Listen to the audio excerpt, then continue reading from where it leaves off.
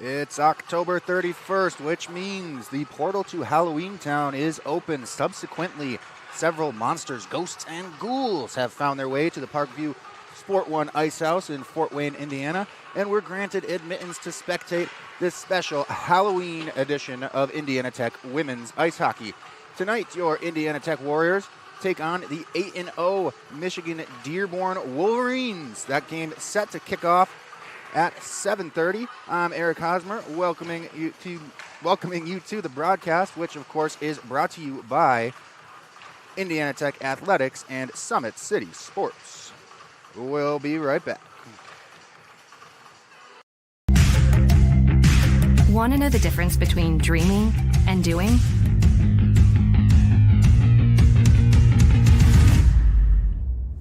Yeah, pretty much everything.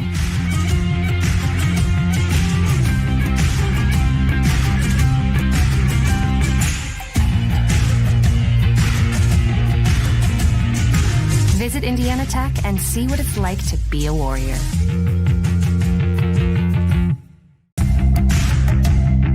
Tech goes by many names. Business, fine art, forensic science. Some think it's just technical. But really, tech means everything. Scholarships, internships, championships. It's professors who make time for you one-on-one. It's putting everything on the line.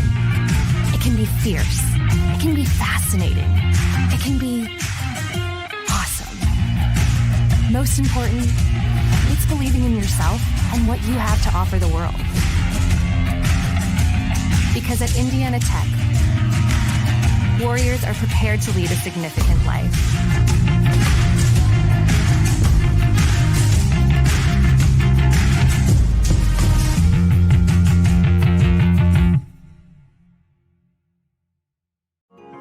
You're busy. You expect to say no sometimes. But what you didn't expect was a chance to say yes to a college degree while keeping your life. Indiana Tech is now offering Chicago area students undergraduate and graduate degree opportunities taught online by experienced faculty who care. Learn more at one of the new Indiana Tech enrollment centers in Naperville or Wilmette. I can turn this in early? Sure, whenever you're ready. Embrace the unexpected at Indiana Tech. Well, first of all, I'd like to say that there aren't very many energy programs out there. When I researched all of the various programs recently, there are really only 2 or 3 accredited engineering programs. I'm from Las Vegas, Nevada originally. I came out here to Indiana Tech to actually go for the energy engineering program because of its uniqueness and its ability to get hands-on with the materials I'm going to be using in the future. Well, a few of the things I think that sets Indiana Tech apart is, number one, you have very small classes. You have very close relationships with your professors. When you have a class of 10 people, it's much easier to get to know the professor and get in contact with him than if you have a class of 30, 40, or 50. You're going to have the same professors for the majority of your classes. You're going to have the same classmates for the majority of your classes. The more practical applications come in all the subsequent energy engineering classes. Heat transfers in a class that right after they're leaving the classroom, and the board is filled with calculus. So in order to understand a lot of these topics, they're going to need to understand the calculus there. Calculus is the study of the rate of change, how fast things change. And depending upon whether it's energy engineering, industrial engineering, or whatever, they're going to need to use that and apply that. Professor Romary, he stands out to me the most right now because when I first got here, I had to take calculus, Calc 1, Calc 2. And he's one of the professors that teaches it.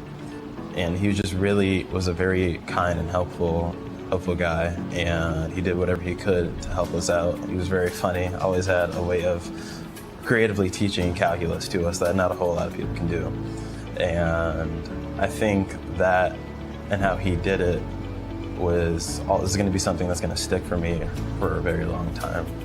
The field work that Indiana Tech can provide here is, for example, we have a 10 kilowatt windmill that the students can work with. We have a geothermal system for a couple of the buildings for Utangsu and for Zollner that uses geothermal principles to heat and cool the buildings in the summer and the winter. The PV array system, training system that we have down here in the basement allows us to wire up the panels we have down in the basement to set it up as a off-the-grid system or a battery bank system, which helps us because we can see every component of the system actually intertwining and how they work together, which is something that may not be easily visible when you're on the job site in a career. So definitely my internship at Super Value Incorporated was a very, very beneficial program for me to be in. It was more based on the process and logistical side of engineering of my degree, not necessarily the design aspect. It helped me really learn how the most efficient way to do a task and some of the boundaries that come with trying to make things more efficient. One of the things that we've been very fortunate here at Indiana Tech is that we've had a grant through AEP to help subsidize our students in taking some of the various trips in spring break. Over the last 4 years, I have taken, along with a couple of other chaperones, I've taken almost a couple of dozen students to a trip to Germany and Switzerland that focused on renewable energy. We've gone to Iceland last year, focusing on geothermal energy, and we just recently returned from a trip to Costa Rica.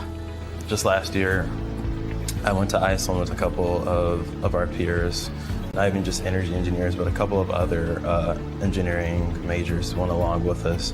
And for me, that was the highlight of my college time. I mean, we learned a lot about like geothermal systems and how they converted to a country of basically like ran just by geothermal. But it wasn't just learning about that, it was also learning about their culture as well, you know, and the past and the history and where they plan to go in their future. And all those things combined, I think, really kind of defines my experience here in Indiana Tech. You can be the smartest engineer in the world, but if you cannot talk to or work with other engineers and non-engineers, it's very hard to get anything done. I try to teach my students that while you may not like writing, it's going to be a part of the job. You have to communicate. If you're doing experiments or testing hardware in the lab, you need to write it up so that other people know what you did, and the customer may want to know what are the results of that test. Something I would remember most about the faculty would be just the one-on-one aspect of it and how open they are to hearing your problems and concerns and willing to assist you. Indiana Tech, with the class sizes being so small, you really get that one-on-one talking, everyday type relationship with your advisors and your professors. And having that is key to success, I feel, because being able to communicate with them and actually get your problems and questions across is going to help clarify things for you while you're in classes in school, which is going to set you up for success. Welcome to the Summit City, home to the 260's dedicated high school athletes and fans. Each victory and celebration captured by our cameras. Treasure the highlights from the Summit Athletic Conference this season, or complete games live or on demand. After all, nobody's more proud to call Fort Wayne home than SummitCitySports.com.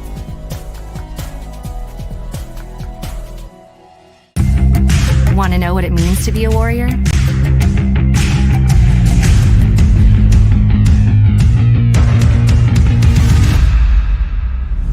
Yeah, pretty much everything.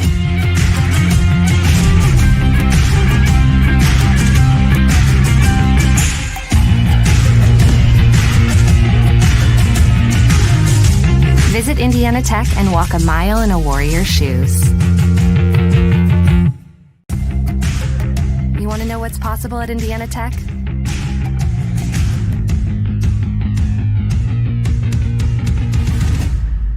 Yeah, pretty much everything.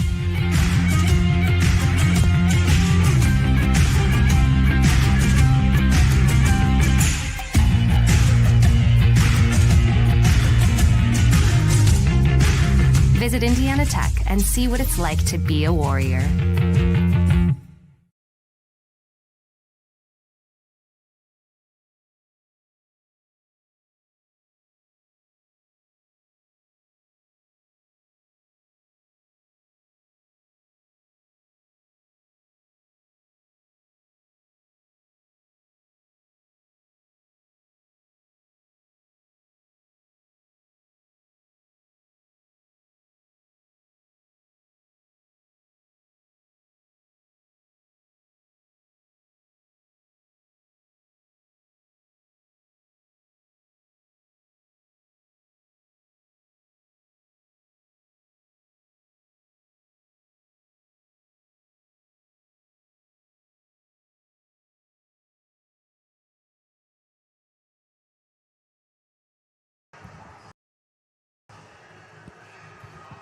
And we are back at the Ice House.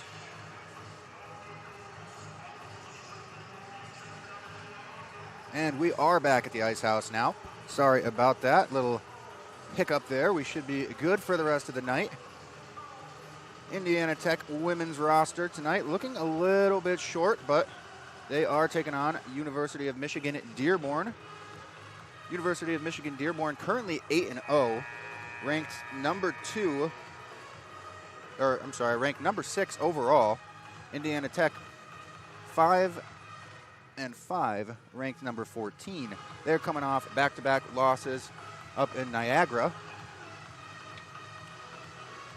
Both of those one-goal games. Before that, we saw them here at facing off against University of Miami. They won that one, but then went up to Ohio and played them again, and they lost that. So Indiana Tech currently on a 3-game losing streak, whereas Michigan Dearborn is coming off a big win, 7-1 against Grand Valley State. So they have a little bit of momentum in their favor. Goal scorers to watch out for this evening. For Michigan Dearborn, we're seeing Andy Evers and Pallavi Hari tied at 7 goals on the season. A lot of contributors for them in the assist column as well. We have Hatch, Evers, Palayan, Perro, and Warham all sitting at 8 assists. Most points on the team, however, is Andy Evers. She's got 15 points. And as for the goalies, they've got 190 saves clocked here for Maya Gonzalez and a 1.0 save percentage for Kenna Barroso. Indiana Tech has Allison Green sitting atop their goal scoring category. Holly Murray with 7 assists leads the team in that category. And those two are tied for points at 11. For goaltenders, they have Ashton Berthium with 193 saves and Rose Lennon with a .943 save percentage.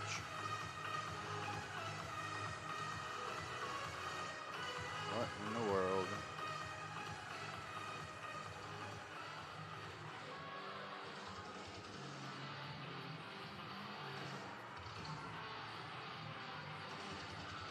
And not sure exactly what just happened here, but we'll get it figured out.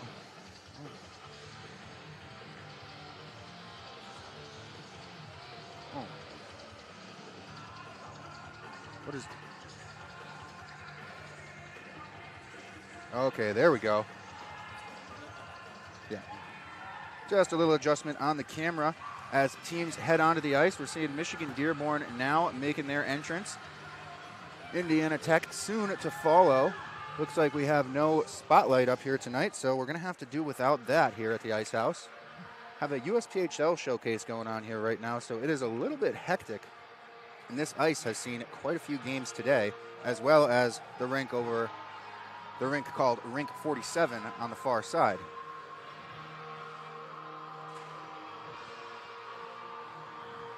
So we will let you listen in now to the PA system at the Ice House and step back in for the start of action. Good evening, ladies and gentlemen. Welcome to the PSM Ice House for tonight's women's ice hockey contest between the Michigan Dearborn Wolverines and your Indiana Tech Warriors. Now let's see the starting lineups. First to the visitors of Michigan Dearborn. At left wing, number 25, Ashton Savage. At center, number 11, Caden Zero. At right wing, number 24, Andy Evers. At left defense, number 13, Ellie Chloyan. At right defense, number 49, Stephanie Hatch. And goal for the Wolverines, number 35, Hannah Borso.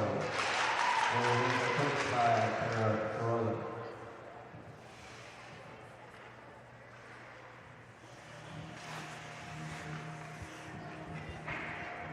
And now, the starting lineup for your Indiana Tech Warriors. Starting at left wing, left sophomore from Somerset, Manitoba, number 19, Hayden Bennett. At center, a senior from Buffalo, New York, number 28, Allison Green. At right wing, a junior from Waterloo, Ontario, number 14, Hallie Murray. At left defense, a junior from Pickering, Ontario, number 93, Peyton Gilmore. At right defense, a senior from Waterloo, Ontario, number 16, Haley Kemska. And in goal for your Warriors, a junior from Spring Grove, Alberta, number 1, Ashton Bertium. And the rest of your Indiana Tech Warriors. The Warriors are coached by the amount assisted by Bear Ross and John Selwyn. At this time, I ask you to please rise down under your caps and down America with the playing of the national anthem.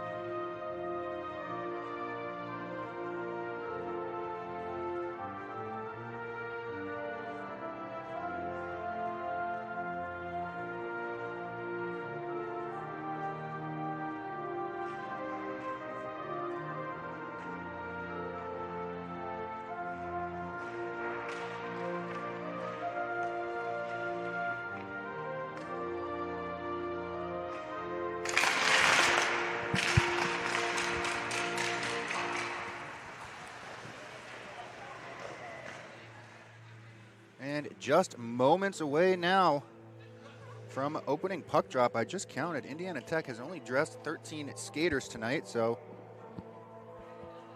fatigue may become a factor here for your Indiana Tech Warriors.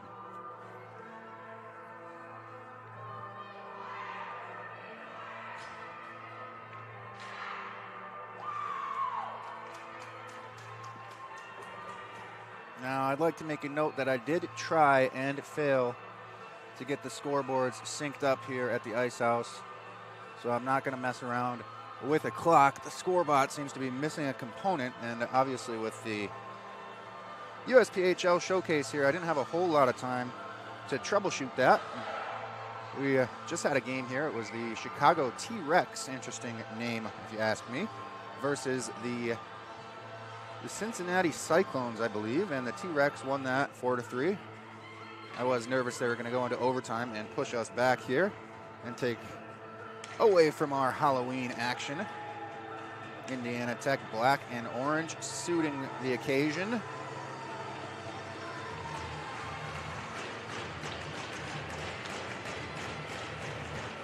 Steps into the face-off, Green, but it's won back by Michigan Dearborn. Green with it now. She'll dump this into the attacking zone for the Warriors. Picked up in the corner. And played behind the net by Ellie Cloyne. Kept in at the blue line.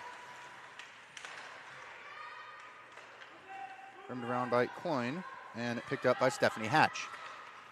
She'll get this one up to the winger, who throws it right back down. Patch intended for Coyne, doesn't really connect, and it's kept in again by the Warriors.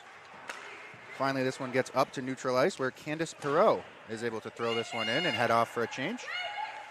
Now with some time, we have Daphne Guyon. I'm sorry, that was Rogers. And Gilmore moves this one over to Terpstra.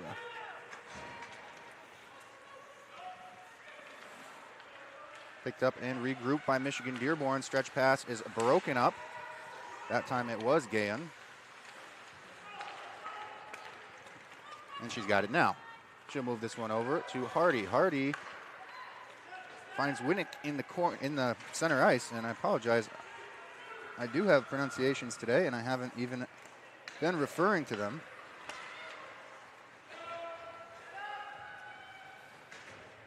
It's Whitting. I would not have guessed that by the spelling. Indiana Tech trying to apply some pressure here. This one kept in by Hardy, and an opportunity now for Daphne Guyon. Oh, that's Allen out front. Now puck tied up in the corner by that Zamboni door. Allen's going to be the one to come away with it. She throws it on net from behind, and it's off the stick and covered by Kenna Borso, the senior goaltender from Woodhaven, Michigan. Face-off's going to be on her glove side now. We're going to see Candace Perot and Allison Green at that dot. This one's tied up and taken by Dearborn, cleared out. This one could go for an ice, but Terpstra falls. And now we're going to see some offensive zone time. No, we will not. Terpstra gathers that one up and gets it up to Peyton Gilmore, who will dump this into the attacking zone for the Warriors. Picked up now by Warham. Moved across, D to D. Broken up again at the blue line. And Gilmore, Grenier, I should say, battling for that one in the corner. Now Green steps in. Coming away with it was Charlize Warham, but it's kept in at the blue line by Terpstra. Now cleared to neutral ice. Terpstra is going to pick this one up and look for a regroup. Fumbles the puck a little bit, but does manage to get it up to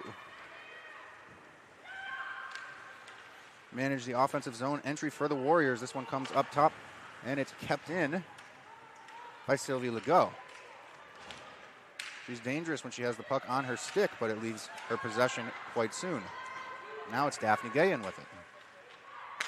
Making her route around the zone, trying to get that one to Rogers in the middle, but it goes past, and Hardy's forced to throw it back in the corner from the blue line to keep the offense going. Now Dearborn coming the other way.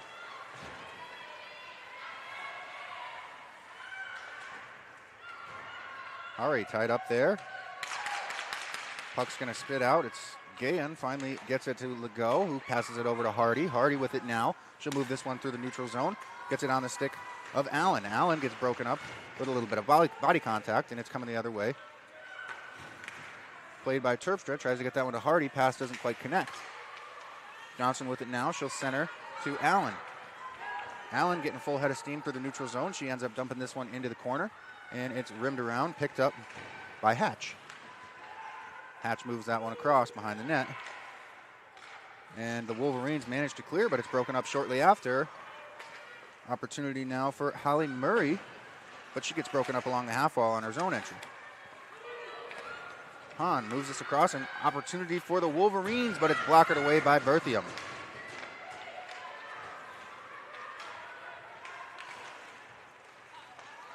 And that was offside, so we'll get a whistle and a stoppage of play. 15 minutes, 37 seconds remain in the first period of action. So far, scoreless and somewhat uneventful.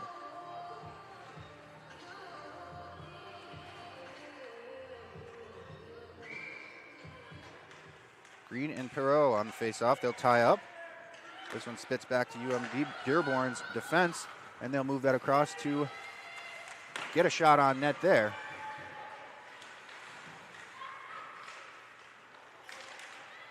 Legault trying to get this one through, but she's got broken up by Perot. Perot throws it into the corner where it's picked up by Hatch, who throws it up top. Point shot, deflected wide. Back up top now to Pallian. And an excellent block there. That one off the body of Hallie Murray. Now Hardy tries to move this one around, and she does. Murray's going to pick it up on the half wall, but she's broken up by the pinch of the UM-Dearborn's defenseman. Now Sylvie Legault, an excellent skater. She'll chip this one in and go after it herself. Still with it, Sylvie Legault. Puck finds its way out of the zone, but Terpstra was there to throw it right back in. Now Perreault for the Wolverines. Gets it sticked away and forced offsides as she tries to enter the attacking zone. Good defensive effort by your Indiana Tech Warriors. So we'll get a face-off right next to the Indiana Tech bench, and this one is also tied up. Finally, possession will go to the Warriors, and Peyton Gilmore picks it up. She'll circle back, looking for her options. She finds Terpstra, and Terpstra finds Gilmore right back again. Off the wall, and Gayon picks it up, but loses it shortly after. Opportunity for Ferreciello. Some of these UM-Dearborn names are going to be a challenge for me. I did not get pronunciations for them, so you'll have to bear with me. This one thrown in and broken up by Indiana Tech. Terpstra tries to get that one to a teammate, but it goes through everybody and winds up all the way down on University of Michigan Dearborn's net, where it's covered up for stoppage of play.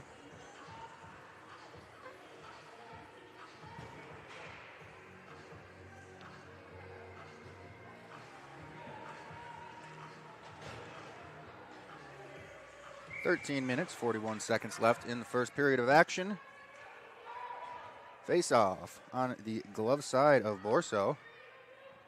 Once again, it's going to be Perreault and Green stepping into that face-off dot.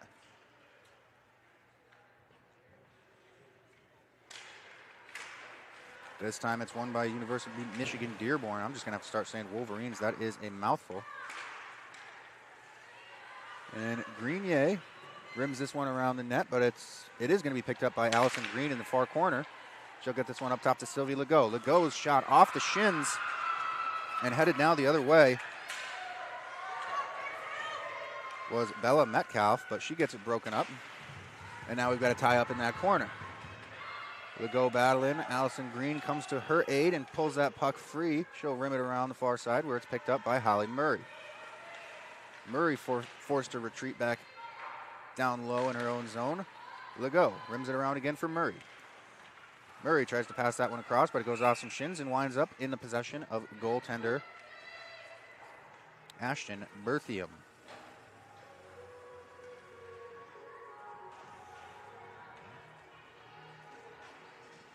Face-off will go to her stick side now. And we'll see Kuzbel and McIndoe lock up on that face-off. Finally gets free, and it's thrown deep into the attacking zone for the Wolverines. Kuzbel trying to get that one out. It does wind up out, and it's picked up now by Taylor Spence. She'll rim this one around, get it to her defensive partner, Amy Pillane.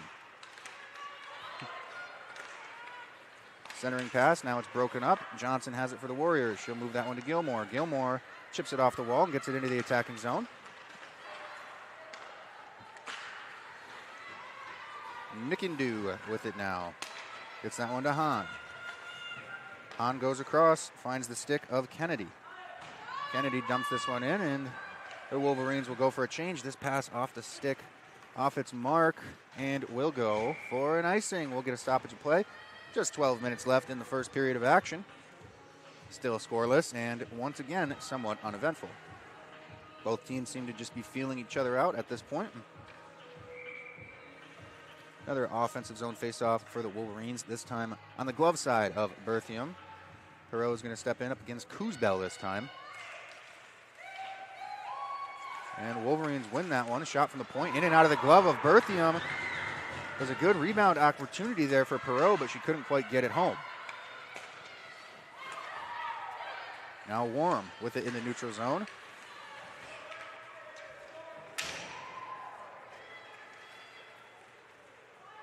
Hardy picks it up for the Warriors in the defensive end. And now it's Allison Green skating this one out of her own zone.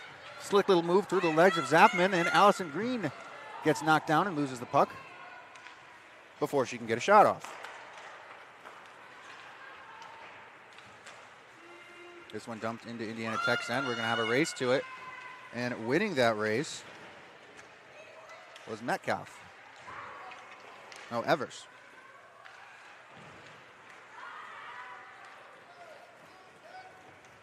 Now it's Murray. Dumps this one into the attacking zone for Indiana Tech, and their forecheck will try to pick this one up. Unable to do so as Zoe Zafman gets to it first. Now it's Legault from the blue line. That one tipped up and over the net by Grenier.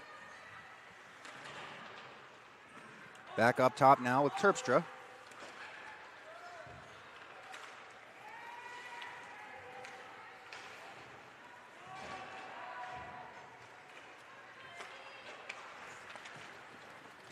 And Terpstra able to break that one up in the neutral zone, give Indiana Tech an opportunity to regroup and go back on the attack. Stretch pass doesn't connect, though. Now Andrese throws this one in, but it hits off the shins of Terpstra, goes into the far corner. Peyton Gilmore picks it up for the Warriors. Moves it over to Terpstra. Gets it up to Whitting. Whitting gains the red line and dumps this one in. And a battle ensues in the corner, but eventually Kusemple comes away with it and gets it to Evers at the half wall. Now it's thrown across neutral ice, and Legault is going to be the first one to it. She's throws that one out front, a dangerous position to put that puck. Now an opportunity for the Wolverines. This puck winds up in the glove of Ashton Bertham off the stick of Andy Evers.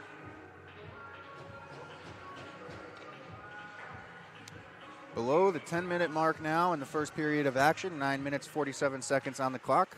Face-off is tied up and eventually won by the Wolverines. Hari centers that one. And the shot, again, off the stick of Evers, winds up high. Hari with it now in the corner.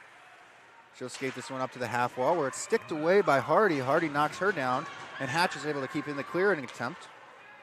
But it winds up on the stick of Legault. That one's poked away. Now Hardy trying to take advantage of this Wolverine change and get this one out of the Warriors' end. But the breakout was disrupted. Stretch pass for Hahn. Hahn gains the attacking zone, tries to get that one on net, but it winds up on the stick of Gilmore, and it's cleared by the Warriors.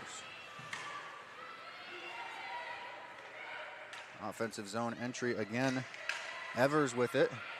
Evers trying to get this one to the front of the net. And McIndoe's shot gets blocked out front. Allison Green had it for a second there, but quickly lost it in the chaos. Now Spence with it up at the blue line. She'll go across. And the shot off the boards. Kicked right back out front net, and the Warriors are able to clear.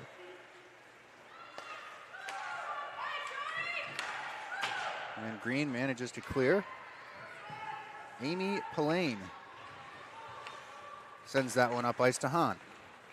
Hahn throws this one into the Wolverines' attacking end, and she'll go off for a change. Hardy picks it up in that corner and quickly gets it sticked away.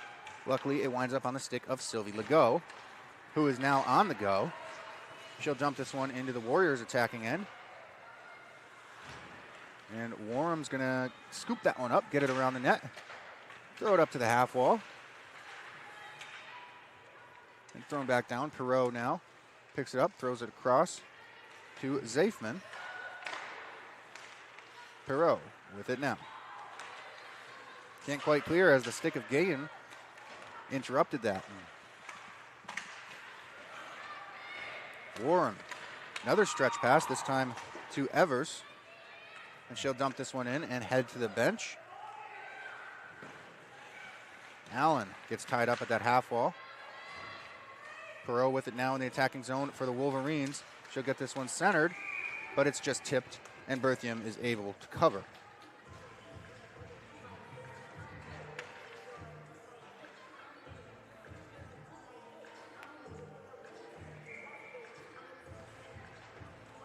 Face-off going to be on the stick side of Ashton Berthium this time, and it's won back by the Wolverines. Shot from the point is bouncing around down low. Managed to recover. The Indiana Tech Warriors got that one out of the danger zone. Goaltender Ashton Berthium now without a stick. Somebody's got to help her out. Terpstra's right there. And she does recover that stick as the play is tied up in the corner still. No movement down there. Finally, puck gets freed. And Hatch with the shot from the blue line. This one bounces around and ends up in the pads of Ashton Berthium. I'm not sure she had a great read on it, but found it and was able to cover.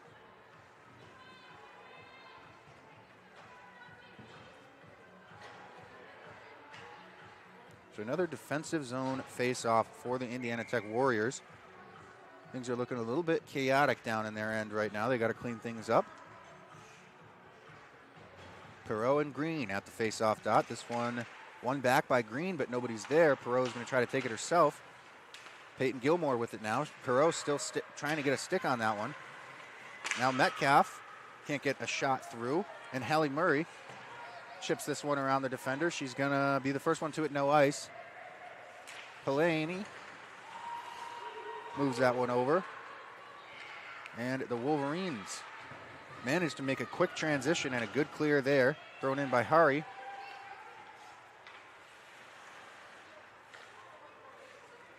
And Hardy rims this one around. Nobody's there for the Warriors, so it gets kept in. Murray on the half wall, trying to clear, but it's kept in at the blue line. She gets another whack at it, and this one goes up through neutral ice all the way down to Borso, who plays it to teammate Pelane. Pelane trying to get this one out of the zone.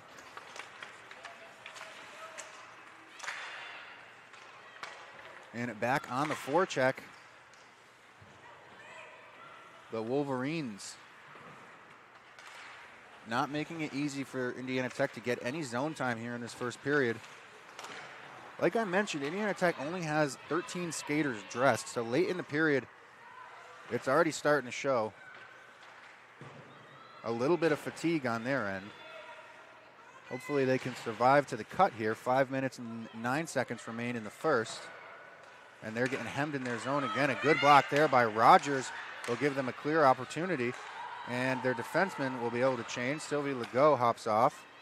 And one of the forwards also got a change. So a few sets of fresh legs out there now. Zianda Warham. Warham trying to get the line, but she gets disrupted by Allen. Puck bouncing around a lot down there. Johnson gets this one deep. Picked up there, though, by Zeifman. Thrown across neutral ice. Peyton Gilmore with it now, and she'll dump this one into the attacking zone for the Warriors. It's going to be picked up by Charlize Warham. Behind the net, she'll rim this one around, trying to get it to Ashton Savage, but that's broken up and kept in. Now Gilmore with an opportunity to get this puck on net, and she does, but it's blockered away into the corner. She's tied up now in that very corner, and it's rimmed around.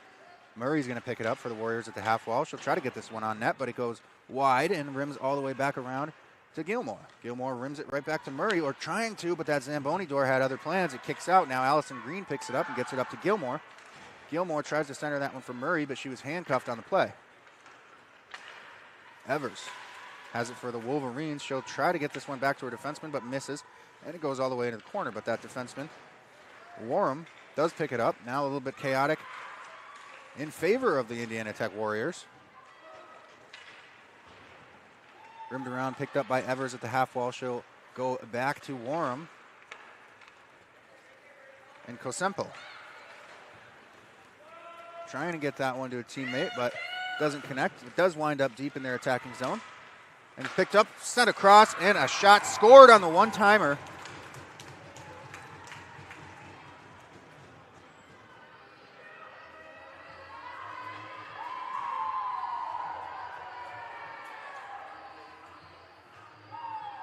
See, looks like your goal scorer was Megan Kosempo. On the assist, I believe it was Warham, but I'll double check and see what they say on the live stats. We'll put that goal up for you in the meantime.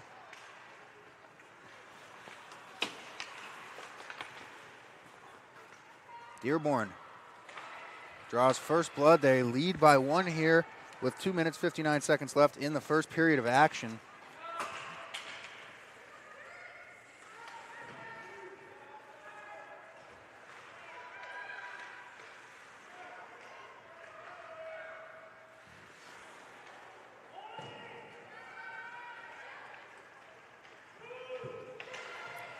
So it was Megan Kosemple, assisted by Maya Ferracilio.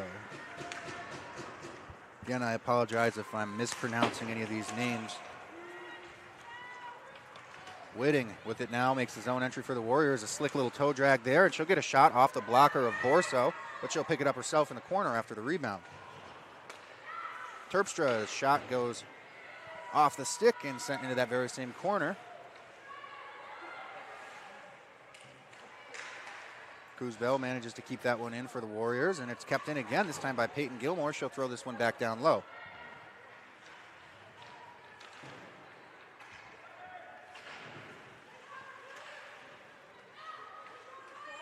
Perot's got it now, but she's got a couple Warriors battling. Cloyne picks that one up for the Wolverines and moves that one to Hahn. Hari, I should say. Apologize. Now Gilmore rims this one around, gets it up top. Gets it back in Indiana Tech's attacking end. And slowing up that quick transition was Hallie Murray. Oh, and taking a spill down behind the net. This will give an opportunity for the Warriors. Hardy with the shot. This one goes wide. And Gillen takes that one off the shins, and she's trying to go off to the races, but she's got Hardy. Hardy breaks that one up. McIndu now makes the offensive zone entry for the Wolverines. Hahn with it now in the attacking zone for Dearborn. This one gets stripped. Grenier with it now. First pass attempt goes off a player, but she recovers it. Gets it up to Murray at the red line, who chips it in. And we're within the final minute now of period number 1. Almost a good opportunity there, but taking a spill was Amy Pillane. And she's got it back on her stick now. Chance for redemption. Moves it out front, and it's shot into the glove of Berthium, this time off the stick of Andy Evers. 19 seconds left on the clock here in the first period of action.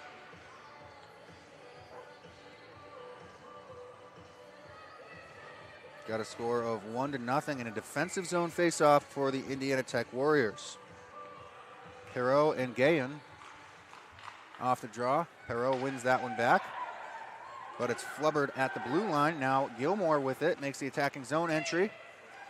She's got Whitting, and she gets it to her. Whitting's shot, though, goes wide, and she's taken down. Time for one last rush. Perot, as time is gonna run out. Shot goes wide anyway, but that'll do it for the first period of action. University of Michigan at Dearborn leads 1-0 with the lone goal of the period.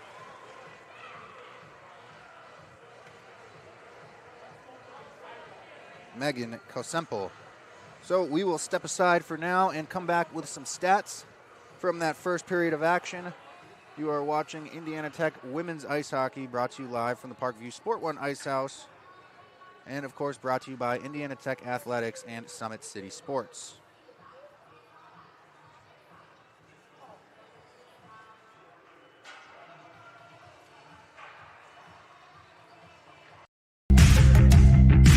Want to know the difference between dreaming and doing?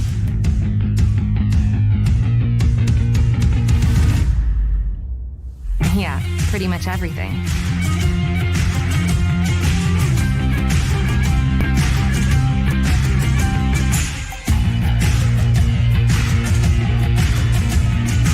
Visit Indiana Tech and see what it's like to be a Warrior.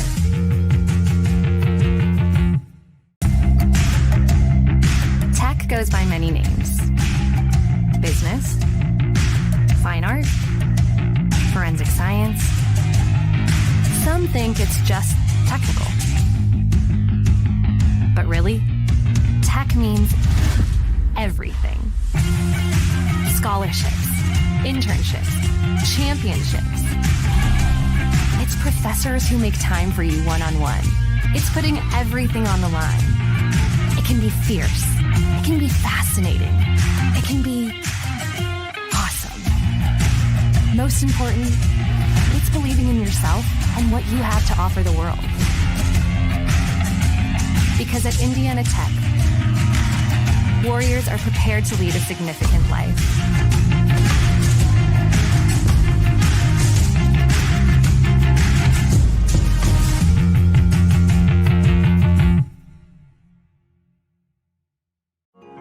You're busy. You expect to say no sometimes. But what you didn't expect was a chance to say yes to a college degree while keeping your life. Indiana Tech is now offering Chicago area students undergraduate and graduate degree opportunities taught online by experienced faculty who care. Learn more at one of the new Indiana Tech enrollment centers in Naperville or Wilmette. I can turn this in early? Sure, whenever you're ready. Embrace the unexpected at Indiana Tech. Well, first of all, I'd like to say that there aren't very many energy programs out there. When I researched all of the various programs recently, there are really only 2 or 3 accredited engineering programs. I'm from Las Vegas, Nevada originally. I came out here to Indiana Tech to actually go for the energy engineering program because of its uniqueness and its ability to get hands-on with the materials that I'm going to be using in the future. Well, a few of the things I think that sets Indiana Tech apart is, number one, you have very small classes. You have very close relationships with your professors. When you have a class of 10 people, it's much easier to get to know the professor and get in contact with him than if you have a class of 30, 40, or 50. You're going to have the same professors for the majority of your classes. You're going to have the same classmates for the majority of your classes. The more practical applications come in all the subsequent energy engineering classes. Heat transfers in a class that right after they're leaving the classroom, and the board is filled with calculus. So in order to understand a lot of these topics, they're going to need to understand the calculus there. Calculus is the study of the rate of change, how fast things change. And depending upon whether it's energy engineering, industrial engineering, or whatever, they're going to need to use that and apply that. Professor Romary, he stands out to me the most right now because when I first got here, I had to take calculus, Calc 1, Calc 2. And he's one of the professors that teaches it. And he just really was a very kind and helpful guy, and he did whatever he could to help us out. He was very funny, always had a way of creatively teaching calculus to us that not a whole lot of people can do.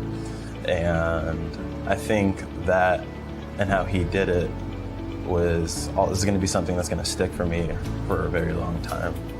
The field work that Indiana Tech can provide here is, for example, we have a 10 kilowatt windmill that the students can work with. We have a geothermal system for a couple of the buildings for Utang-Sioux and for Zollner that uses geothermal principles to heat and cool the buildings in the summer and the winter.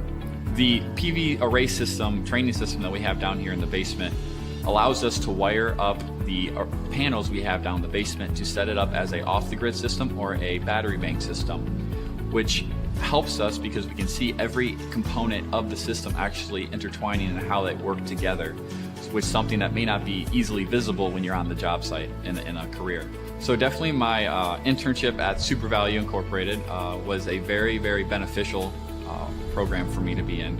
It was more based on the process and logistical side of engineering of my degree, not necessarily the design aspect.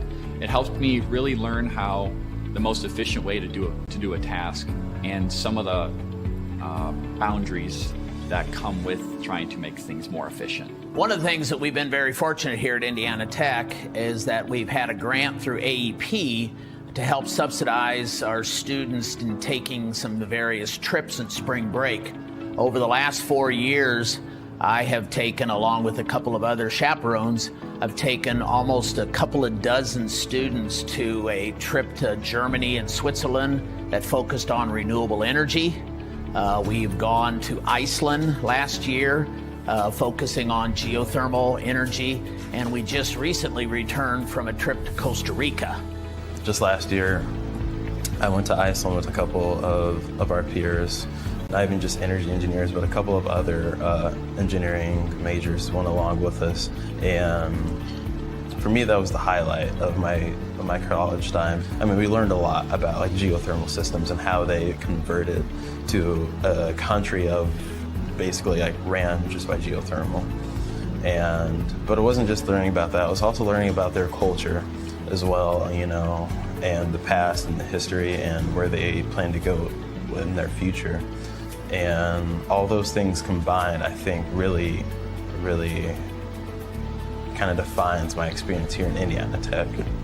You can be the smartest engineer in the world, but if you cannot talk to or work with other engineers and non-engineers, it's very hard to get anything done. I try to teach my students that while you may not like writing, it's going to be a part of the job. You have to communicate. If you're doing experiments or testing hardware in the lab, you need to write it up so that other people know what you did, and the customer may want to know what are the results of that test. Something I would remember most about the faculty would be just the one-on-one aspect of it and how open they are to hearing your problems and concerns and willing to assist you.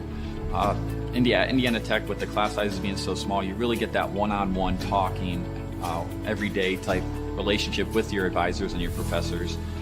And having that is key to success, I feel, because being able to communicate with them and actually get your problems and questions across is going to help clarify things for you while you're in classes in school, which is going to set you up for success.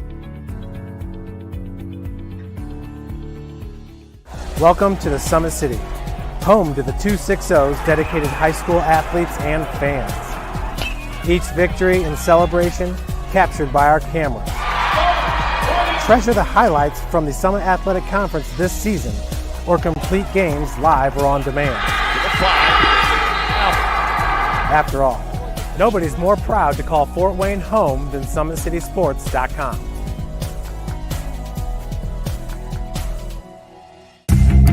Want to know what it means to be a warrior?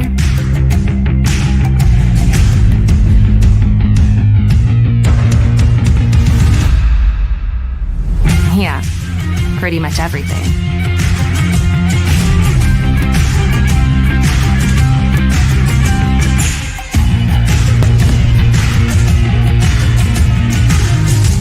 Visit Indiana Tech and walk a mile in a warrior's shoes. You want to know what's possible at Indiana Tech?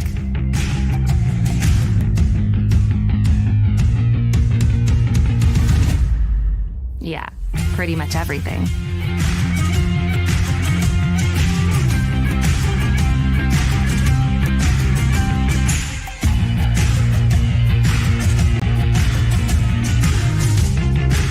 Visit Indiana Tech and see what it's like to be a warrior. Welcome back to the Fort Wayne Parkview Sport One Ice House, where after 2 periods of action, Michigan Dearborn leads Indiana Tech 1-0. The lone goal in that period scored by Megan Kosempo, assisted by Maya Ferracciolo. This one comes at 16 minutes, 52 seconds into the first period of action. I apologize, but I don't have a replay for that one. I will for the rest of them. So, like I said, somewhat uneventful first period. We'll take a look. For shots on goal, it seems like the Wolverines of Michigan Dearborn are dominating, and honestly, it kind of did seem like that the whole game. We have 12-2 in favor of Michigan Dearborn. Neither team seeing any power plays. Face-off, at the face-off dot, Michigan Dearborn favored. They got 9. Indiana Tech only 3. Indiana Tech does have one stat going for them. This is the block shot category. They have 2 to Michigan Dearborn's 0, but I'm not sure how accurate that is. And if I'm being honest, I'm pretty sure I know I saw a couple block shots for both teams, but I'm pretty sure I saw Daphne Guillon with 2 block shots in that period, so maybe she's the only one getting credited with any block shots so far. But that's all we have for first period action. We're about 4 minutes out from second period action, so we'll step aside one more time. You are watching Indiana Tech Women's Hockey live from the Parkview Sport One Ice House and brought to you by Indiana Tech Athletics and Summit City Sports. Want to know the difference between dreaming and doing?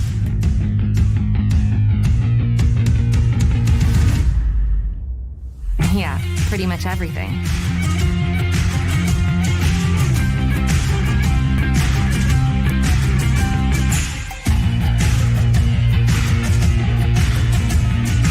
Visit Indiana Tech and see what it's like to be a warrior.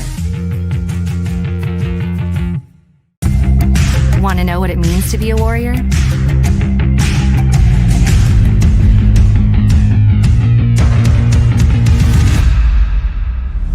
Yeah, pretty much everything.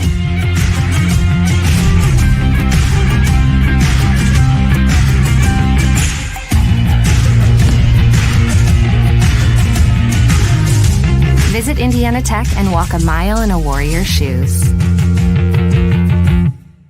Welcome to the Summit City, home to the 260's dedicated high school athletes and fans. Each victory and celebration captured by our cameras.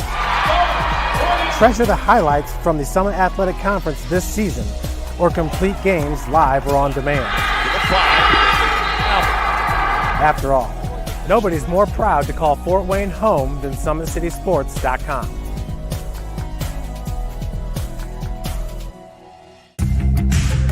You want to know what's possible at Indiana Tech?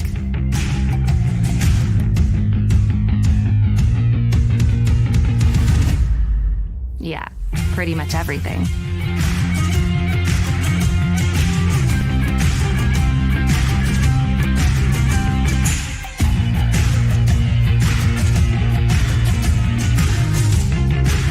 Visit Indiana Tech and see what it's like to be a warrior. And we're back again.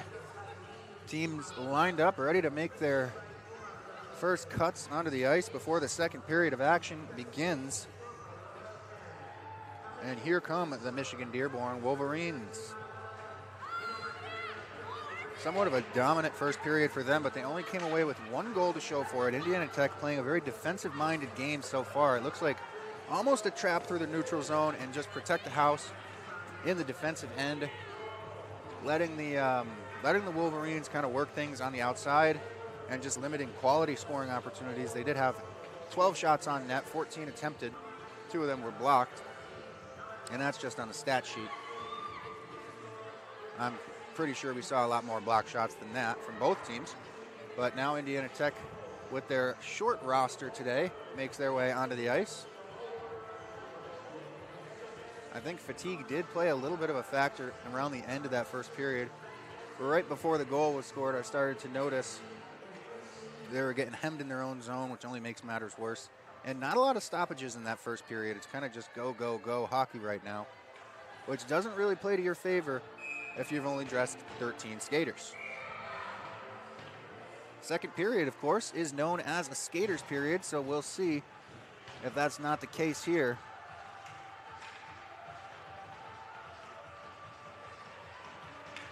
"20 minutes on the ticker. University of Michigan Dearborn Wolverines defending a 1-goal lead as we start off here in the second period of action. It's going to be Perot and Green at the face-off dot center ice. This one won back by Green.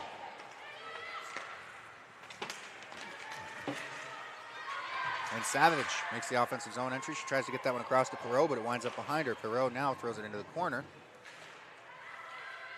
where Legault meets Savage.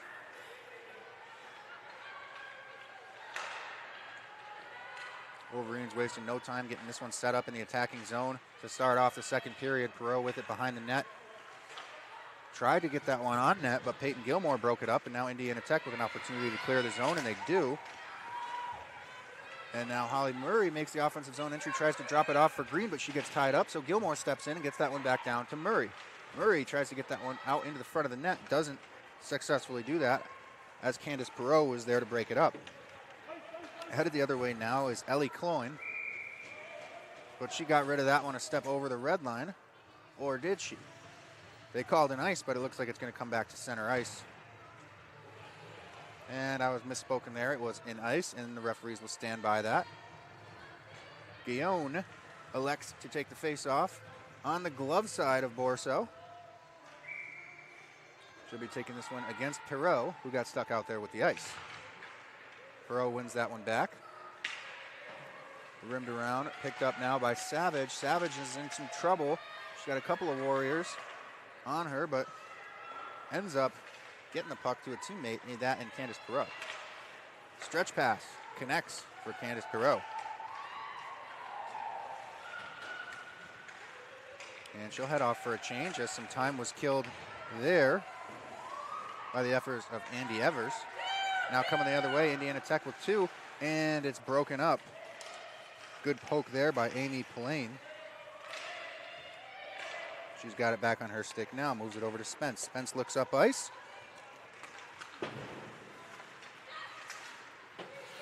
Now a battle in the neutral zone. Kozempo throws that one in, but it's on the stick of Hardy, who gets it across to Whitting. Whitting tries to go up for Gayon, but it hits the skates of the referee and winds up all the way back in Indiana Tech's defensive end, where it's picked up by Sylvie Legault. She was trying to get that one to Rogers, but it overshot and is kept in at the blue line by Spence. Now an opportunity net front. Good stick there by Legault to break that one up. Pad save, Berthium. Wraparound attempt, no doing. And Whitting manages to clear this one to Gayon in the neutral zone. Gayon takes some contact, or that was Rogers, takes some contact and falls down. She's up, but she looks a little bit shaken up, headed to her bench now. Whitting in the corner. Spin move to evade pressure, gets this one to Allen at neutral ice. Allen with one player to beat. She'll go for a spin move and still has it in her feet. This one's cleared now. Thrown back in, a battle at the blue line. And Terpstra recovers that one at the opposite blue line. And Indiana Tech will regain the offensive zone. That was Gilmore breaking up that one and getting it net front.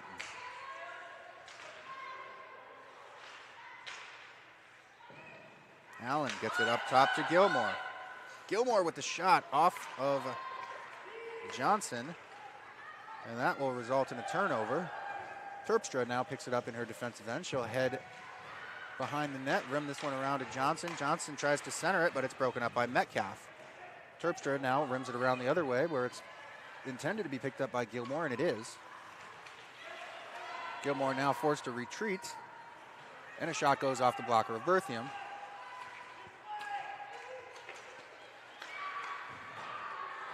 Zoffman throws that one down and gets it on net.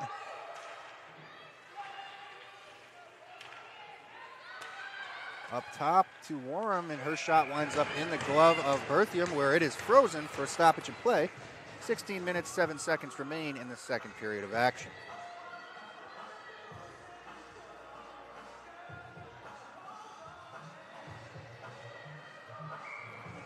Face off glove side of Ashton Berthium, and it's won back by Green. Hardy picks it up. She'll rim this one around, but Hahn is the first one to it. She'll try to throw that net front, but it doesn't connect. Goes all the way through, in fact. Now Grenier with it at the red line. She'll try to dump this one in. Gets it on the stick of a teammate in Allison Green. Tried to center that one for Grenier, but it doesn't connect and winds up in the neutral zone.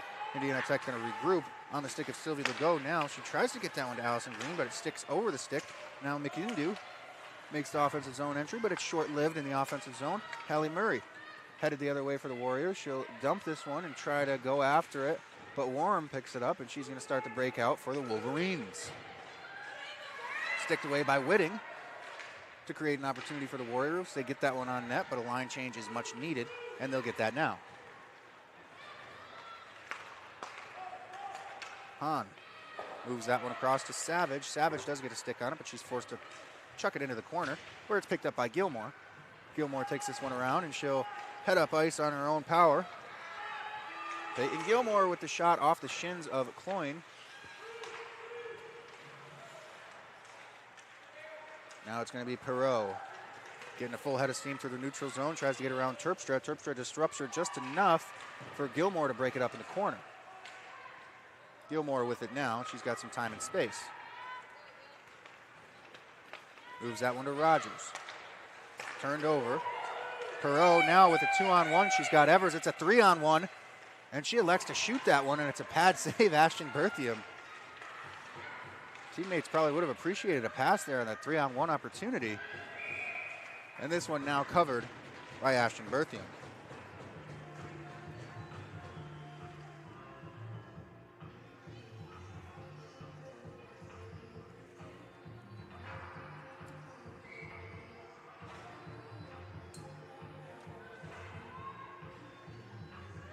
I mean, a textbook 3-on-1, and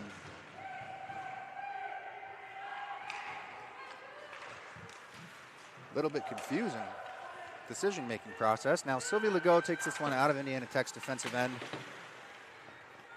Thrown back in now, picked up by Hardy. Hardy's going to go across to Kuzbel. Kuzbel shoots that one across again, intended for Allen, but it's a little far, so Spence picks it up. Gives it to Polanyi. She'll center that one, trying to get it to Kazempel. But Green's there to break it up and try to get things going the other way. A little bit of a tie up there, right around the red line. Allison Green comes away with it. She'll move that one to Grenier. And a shot now from Murray. This one goes off the mask of Borso. And Legault keeps the offense going with that keep at the blue line. Oh my gosh, and a great opportunity there. Allison Green got it across for Murray, and Murray ends up taking a big hit and it's thrown in the corner. So we're going to see our first power play opportunity of the game, and it's going to be for your Indiana Tech Warriors. Taking a look at that opportunity there. Excellent effort by Allison Green here. Coming out of the corner, she moves this one across, but just couldn't quite get it in the wheelhouse of Hallie Murray. So she was forced to take that one off the skate and subsequently take that big hit that drew up the power play opportunity for the Indiana Tech Warriors. They're going to take this one on the stick side. Kuzbel is going to take the draw for the Warriors. One back by Perot, though. Tied up in the corner now. Indiana Tech has 3 players in there trying to free this one up, and finally they do. It's on the stick of Johnson. She'll get that one up to Terpstra, and Terpstra will start this power play up. Moves that one down to Kuzbel, doesn't quite connect. And an opportunity now for the Wolverines to clear, but they elect to tie it up, and now it's back to Grenier, and she'll try to regain some order on this Warriors power play. Shot from Gilmore, in and out of the chest of Borso. And wanting more of that was Grenier. And she's got some words thrown at her from her opponents for her efforts after the whistle. Minute 26 seconds left on the Indiana Tech power play. They'll get the other unit out there now. Face off, it's tied up. Anybody's puck still, it's been tied up. And it finally gets freed and it's cleared, but only gets as far as the far blue line where Haley Murray is able to pick this one up, and she makes the offensive zone entry. She'll shoot through the legs of Zoe Zafman. And now trying to get something set up. Murray with another shot. This time it's into the chest of Kenna Borso. So we'll get a stoppage of play. Another in-zone face-off for the Indiana Tech Warriors on this man advantage. We got 1 minute and 2 seconds remaining.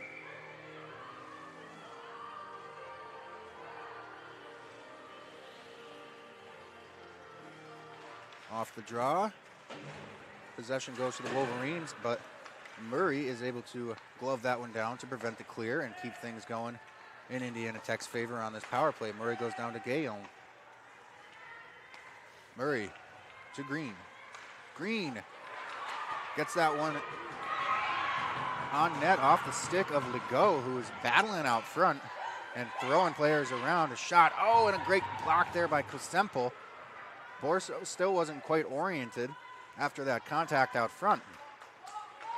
Murray Shoots. It's sticked up and into the glass, but rims around where Whitting picks it up and keeps things in possession of your Indiana Tech Warriors. Whitting tries to center that one for Legault. Legault knocked it into the corner, and she tries to recover now. Whitting's going to help her out. And Indiana Tech maintains possession in the attacking zone. Murray back to Green. Green unable to handle that one. It'll trickle up into center ice. Now Kazempel is going to be the first one to it.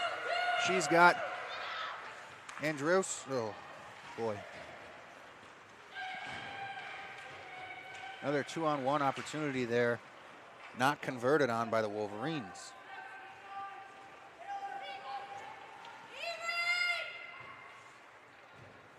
So team's back at even strength now. Allison Green trying to get this one out of the zone, and she does. On the stick of Grenier right now. Her shot gloved out, and the rebound was there for Whitting, but she couldn't quite bang it home. Indiana Tech now going for a line change. Dearborn trying to take advantage of it, but they're slowed up just enough and now forced to ice this one, so we'll get an offensive zone face-off for the Warriors. 10 minutes, 40 seconds left on the clock here in the second period.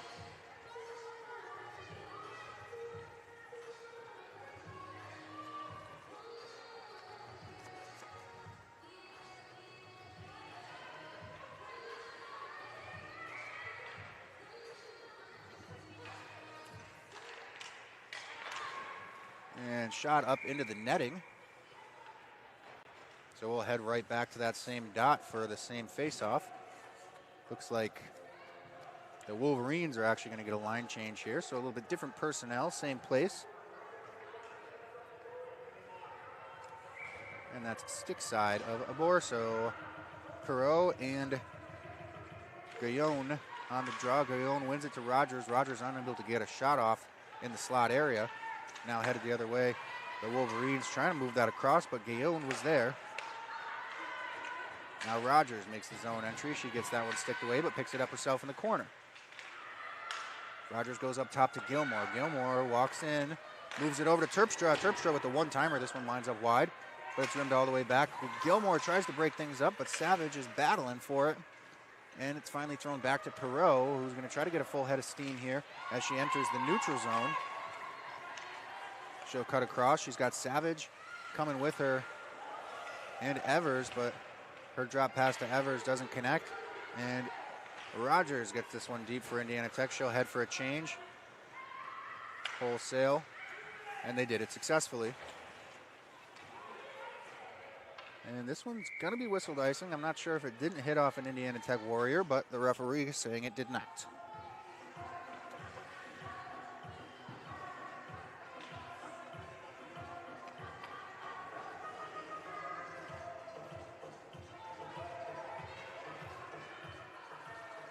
So we're going to see Allison Green and Candice Perot on the face-off dot once again.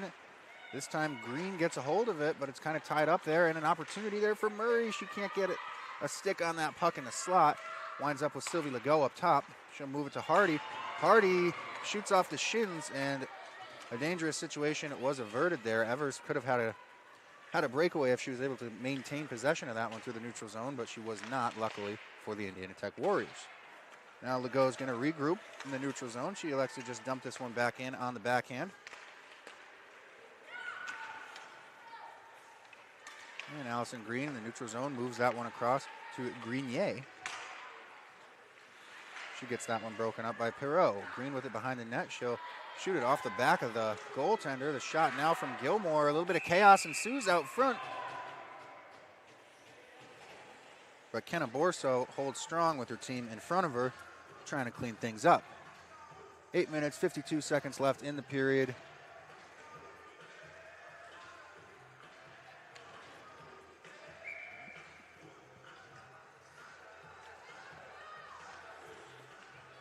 The Kusempo goal still the deciding factor in this 1-0 lead that the Wolverines have over the Warriors. Kuzbell's got it for Indiana Tech. Her shot deflected high and wide. And now Borsa comes out and grabs that one as it's fluttering in front of her face.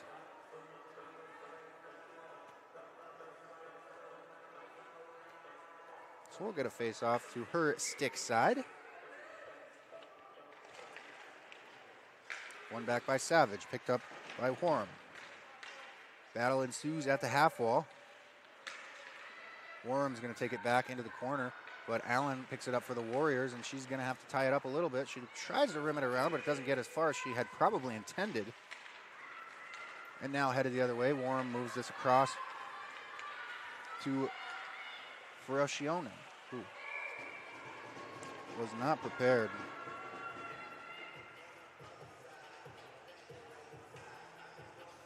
Ferraciola. Olo. I'm doing my best with the pronunciations on some of these.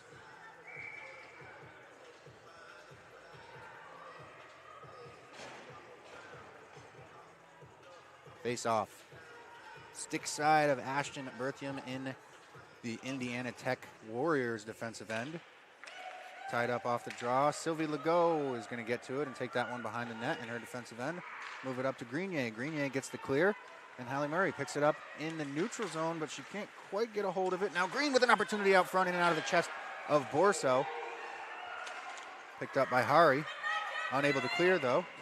Hardy keeps it in for the Warriors. And now Hari clears it and ties up right at the blue line. Metcalf tries to get that one deep, but Murray takes it off the chest to prevent that from happening. Now Spence throws this one all the way down into her own corner, where it's going to be picked up by Pillane. She'll start the breakout, moving that one over to Hari. Hari gets it deep, and she'll head off for a change as Legault reverses that one for Hardy. And Gaillon has it coming through the neutral zone. Daphne Gaillon tries to go point with it, but nobody was there. Gilmore's going to retreat back into her own zone to pick this one up and hopefully regroup. Gets it to Daphne Gaillon.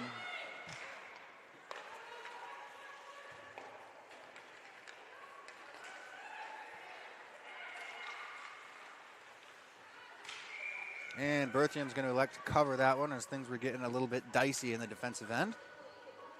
Looking for a reset, they were. So 6 minutes, 49 seconds left in the second period of action. Still the Kusemple goal that came in the first period is the only one on the board for either team, and as of now, the difference maker. We're going to see a face-off between Kuzbel and McIndu. And Kuzbel is able to win that one back.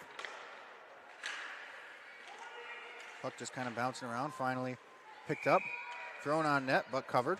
So we'll get a face-off again on the stick side of Ashton Berthium.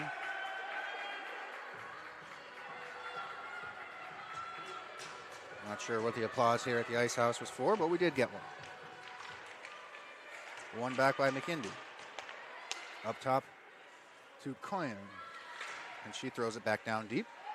Where battle ensues behind the net. Terpstra reverses it over to Gilmore. Gilmore finds Allen, and Allen takes this one out of the zone. Gets the red line and dumps it in. Whitting is going to be the first one there on the forecheck. And it's forced up top. Gilmore keeps it in, gets the shot. It's deflected wide.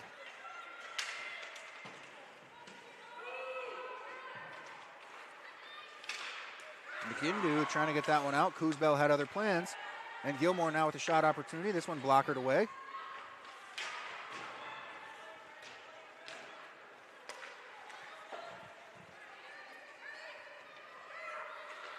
Hardy moves that one over to Kuzbel. Murray. And Allison Green makes the zone entry. She's got the puck on her stick now, but she's got some pressure on her too. She tries to throw that one no look out front, but nobody was home. Sylvie Legault keeps it in for the Warriors. And this one's rimmed around. Now Hari has an opportunity if she can get to this one. And she does. She's got to walk this out of the corner now. But it gets broken up before she's able to do so. Allison Green headed through the neutral zone with the puck on her stick. She's got Grenier, and she drops it to her. Grenier with the shot off the pads. Allison Green was acting as a screen out front for that one. Now Haley Murray within the attacking zone. She makes a beeline for the net, gets a shot off, but it's deflected and put behind. Perreault throws that one to no man's land where Gaillon was there. Now Perreault has it again. She's going to exit her defensive end. And it does make it to the attacking zone where Rogers rims it around and Terpstra picks it up on the far side. Haley Terpstra moves it back to Rogers. I'm sorry, Gilmore with it now. Gilmore makes the clear, but it was off the skate of Rogers. So it wasn't really a clean breakout. It goes right back in.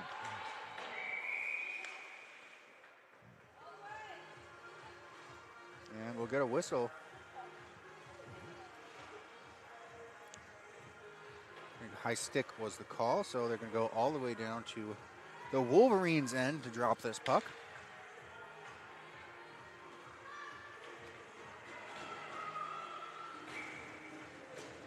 Kusempo and Gayon on the draw here. 4 minutes, 32 seconds left in the period. Referee cleaning something up behind the net. He's got it all set now, and we'll drop this one and continue.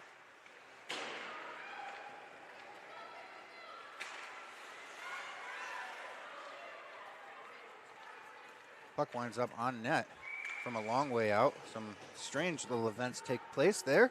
But nevertheless, we'll get another offensive zone faceoff for the Indiana Tech Warriors. Coming right up. 4 minutes, 19 seconds now on the clock here at the Ice House.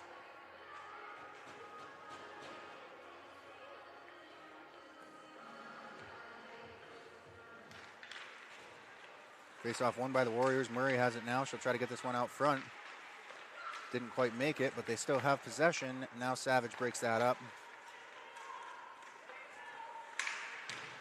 And Hardy able to keep that one in with some contact with Kusempo. They were tied up for a minute there. Finally, puck gets free. And Pulaine trying to get this one through the neutral zone. She does. Savage throws it in the far corner, where Sylvie Legault is going to pick it up for the Indiana Tech Warriors. She looks across, trying to get this one to Murray. Murray forced to stop in order to collect that puck.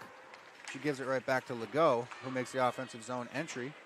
She dumps it in and goes after it herself, picks it up in the corner, centers for Kuzbel. Kuzbel's shot goes wide, though.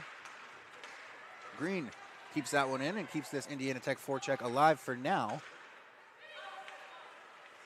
McIndoe trying to break things up and clear with some help from Gillen and Hahn. They do. Terpstra with the reverse to Gilmore. Gilmore gets that one sticked away and broken up. It does wind up with Allen, though. She's unable to clear the zone. It's back down in the corner of Terpstra. She'll pick it up again and try this all over again. Half wall to Allen. The pinch breaks things up, and they tie up on the half wall. Now it comes up to neutral ice, where Spence moves it across to Pulaine. And Pulaine finds Gillen, who steps over the red line and throws this one deep before heading back to the bench for a line change. Terpstra tied up now with Hahn. And Perreault takes this one up top, trying to get it to Hari. Hari does pick it up, but not until she gets into the corner. And she'll drop that one off. It's now covered by Ashton Berthium. 2 minutes, 24 seconds left in the second period of action here at the Ice House.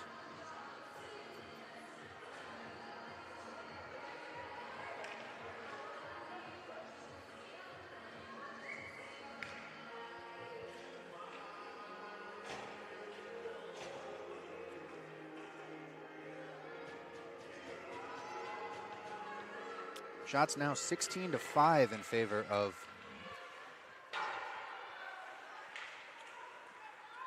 the Wolverines. I'm not sure how often that's updated, but it claims to be live stats, so. Off the pad and into the corner. Now the Wolverines will try to go the other way.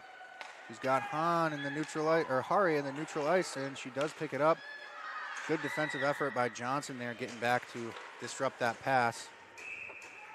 Now Berthium's able to cover inside the 2-minute mark here in the second period of action.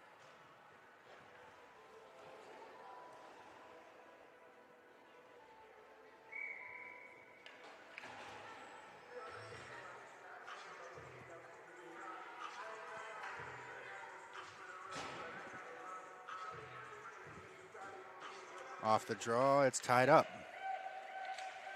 Tied up still. Finally thrown into the corner where Sylvie Legault can grab possession of it, but she tries to rim it up. And it's kept in by Zafman.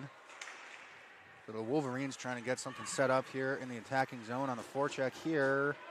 Warren unable to keep as Allison Green was there to take that one off the shins.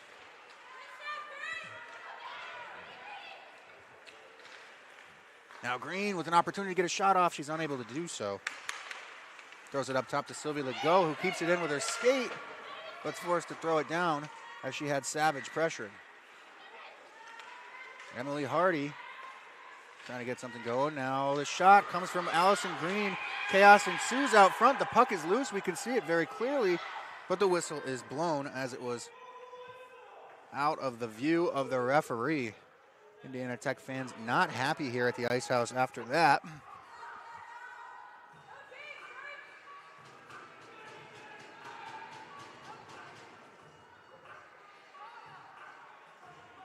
Not sure how well you can see it on camera, but that puck was loose. Yeah, you see it just sitting right there when the whistle's blown. If the referee might have just held off for another second, Indiana Tech could very well be in a tie game right now with 1 minute and 11 seconds left in the second period of action.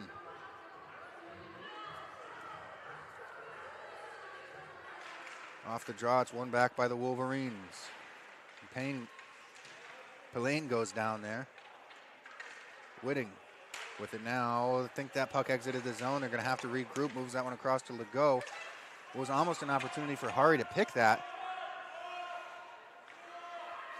Indiana Tech was offside, so they're forced to retreat into the neutral zone as Pillane has plenty of time and space to get this one out of her defensive zone and all the way into the attacking zone. She'll get a shot off the pads of Berthium as we're in the final minute of play. Blocker save now by Berthium. Allen can't control that one, and it's going to be kept in by Pillane. Spence now with a shot from the long way out. Goes off the pads of Berthium into the corner. Picked up by Hari, and she finds her way to that slot area. Her shot deflected. And the puck was in the net. Referee signaling no goal. We will take another look at the events that transpired. It was a pretty clean little deflection.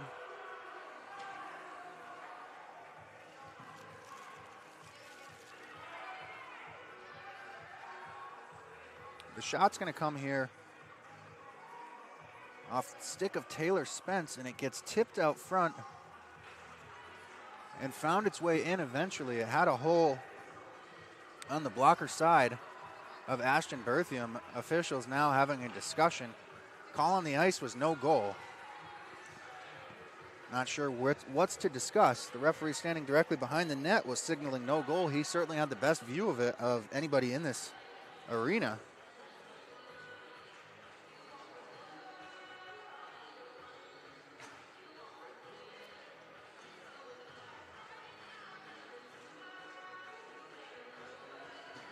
Also not sure why the call was no goal. Wolverines trying to set up for a center ice face-off, whereas the Warriors are setting up for a defensive zone face-off. We can take one more look at this.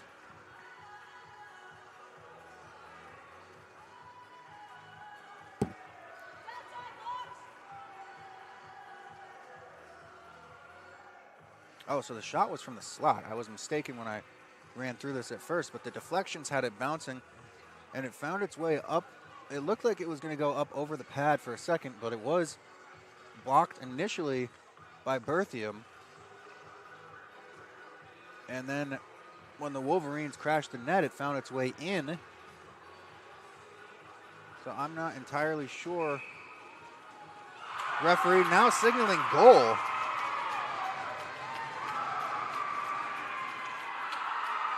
So that's the second of the night for Michigan Dearborn. Let's see who gets credited with it, because it was a little bit chaotic in front of the net there.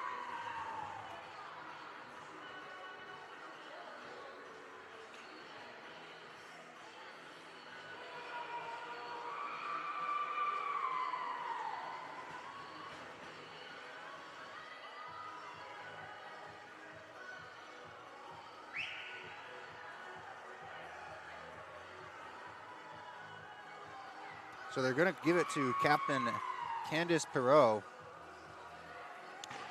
not crediting anyone with an assist. So we've got a 2-goal deficit now for the Indiana Tech Warriors. Off one that was a little bit disputed.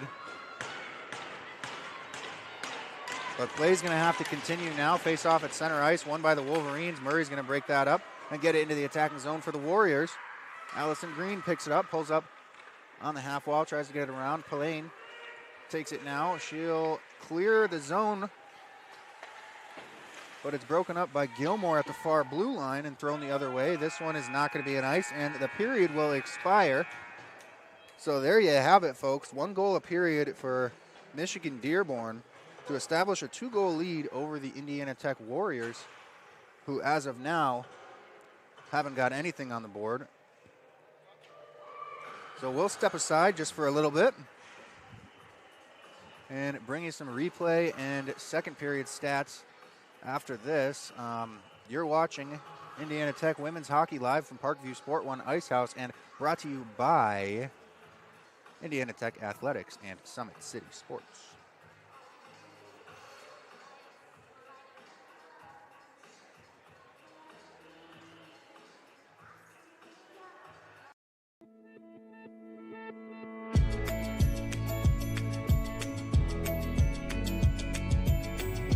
Hi, I'm Paxton, and I'll be your tour guide today. Behind me, we have Pearson Hall. This is one of our freshman dorms on campus. Today, I'll be showing you dorm rooms. Come inside.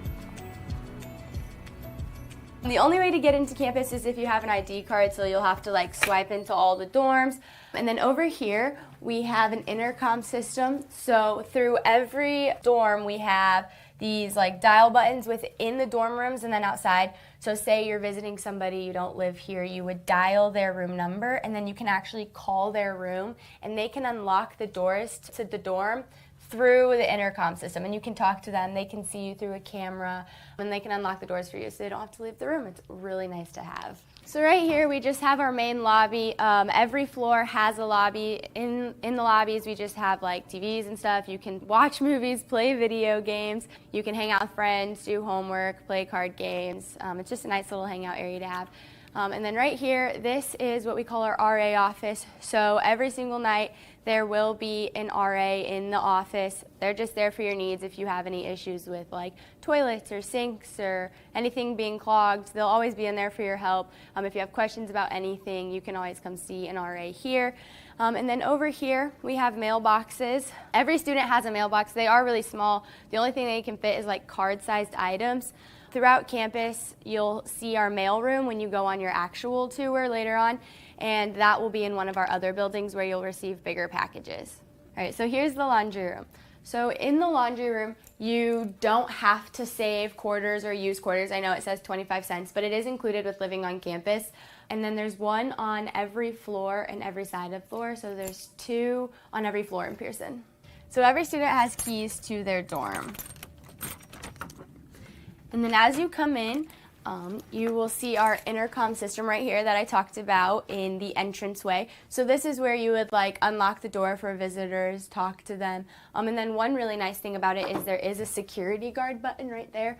So if you were to have somebody calling your room constantly at 5 o'clock in the morning because some student forgot their keys, you could actually press the security guard button and it will lock them in that little box that we entered to into the dorm.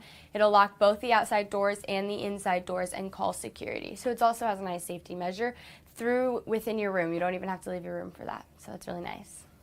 And then as we enter in this way, you'll see this is the half of our room looks like. So there's this, and then on the other side of the suite, there's a mirrored room that looks exactly like this. The desk, the dressers, and the closets, and all of the drawers and stuff all come with. You can decorate it any way you'd like, and then mini fridges, TVs, anything like that you would bring here. And then through here we have our bathroom.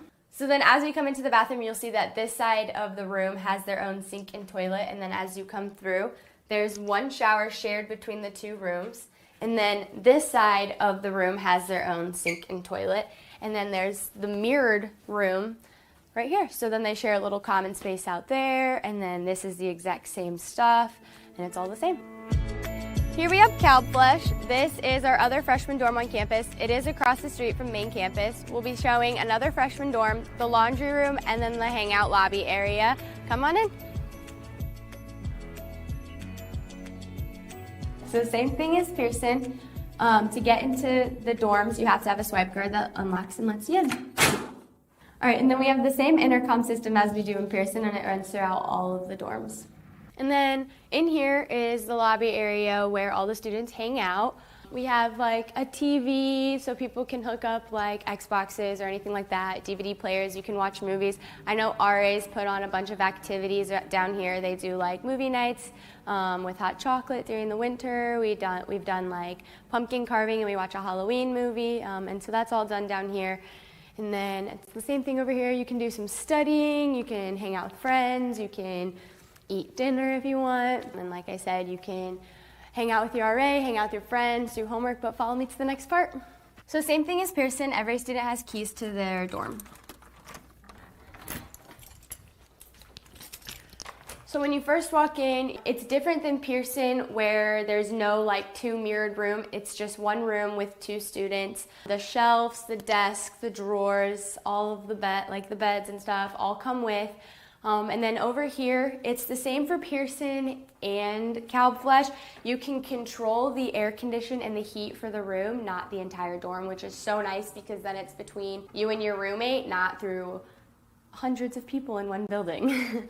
And then as we walk over here, you'll see that the sink is outside of the bathroom, which is so nice because obviously if your roommate's showering, you don't have to worry about not being able to brush your teeth or even use the sink or get a drink of water or anything like that. And then as we walk over here, you'll see only 2 roommates to 1 bathroom. And then the shelving space. And then instead of Pearson where they have closets, you would have this whole shelving space and hanger area. And then same thing as Pearson, we have the intercom system over here where you can press the security guard button, you can talk to them, and then see them through the camera. Calbflesh also has mailboxes. They're the same size. They fit card-sized items. And again, if you have any bigger packages, we do have a mailroom on campus. So then through here, this is the laundry room. The difference between Pearson and Calbflesh is Calbflesh, there's only one in the whole building and it's on the first floor, whereas Pearson has them on every floor. But it is the same as they are included with living here, so you don't have to use quarters. It's free to the students. And that concludes the tour. Thanks for coming with. If you guys have any questions, feel free to reach out to your counselor. Hope to see you around campus. Go Warriors!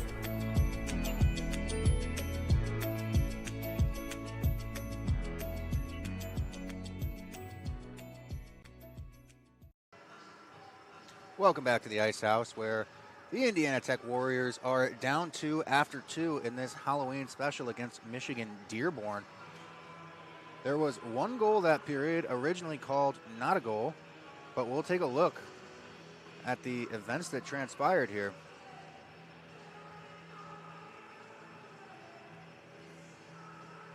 So Kuzumbo gets the initial shot off, and it's bouncing around down there. Now, eventually, or at least on the stat sheet,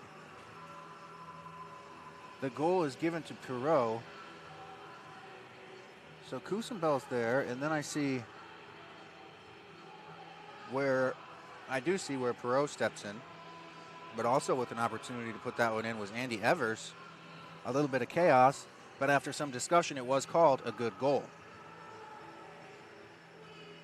So a little bit more went on in that second period. There was a goal, obviously, in the first. I missed the replay. That's on me. But we'll take a look at the stats now. Shots after 2 periods of action are 20-13 in favor of Michigan Dearborn. Power play opportunities, Indiana Tech had the only one of the game so far, and they did not convert. Faceoffs have been a little bit closer now. We got 18-15 in that category. And block shots, I'm not even going to read off because I know they're not recording these properly. They have 1-2 in the block shot category, and we've seen far more than that. So we got one more period of action. Indiana Tech looked pretty solid throughout that whole period. In the first period, I think we saw maybe around the end they were getting a little bit run down, but they seem to have their legs under them still. Hopefully they can maintain through another 20 minutes of action and try to squeak one up on the board, cut this lead down to 1 and go from there. While we have a little bit of time, I'll step aside one more time before we hit third period action. I'm Eric Hosmer. You're watching Indiana Tech Women's Ice Hockey live from Parkview Sport One Ice House, brought to you by Indiana Tech Athletics and Summit City Sports.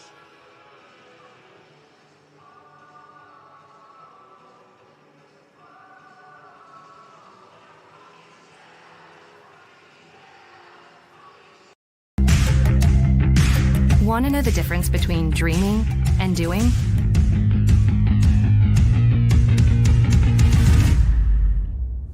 Yeah, pretty much everything.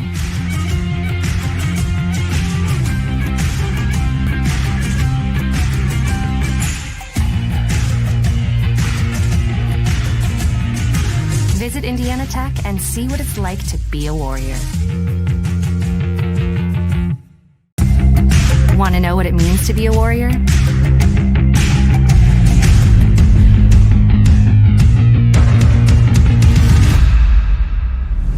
Yeah, pretty much everything.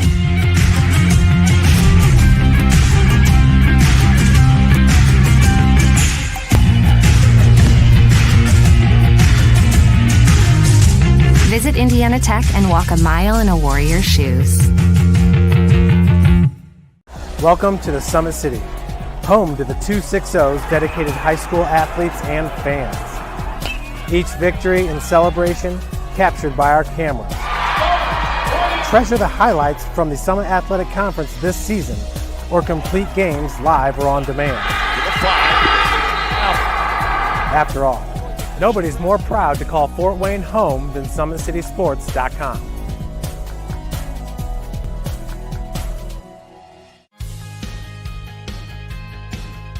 From the first day, I felt very welcome at Indiana Tech. I just really enjoy the classes and the vibe I get from all the other athletes and just the students here. Everybody's cool and everybody gets along really well. I'm currently a senior, and since my freshman year, student life activities have really grown throughout campus, and there's so many ways that you can meet new people. You can go bowling, you can watch movies, and it's just really important to get involved on campus. You have intramurals, anything from billiards to basketball. It's made student life very enjoyable. I love Fort Wayne because there's always something going on, like festivals. I walk a bunch of the trails here locally. There's great restaurants. There's always something fun to do.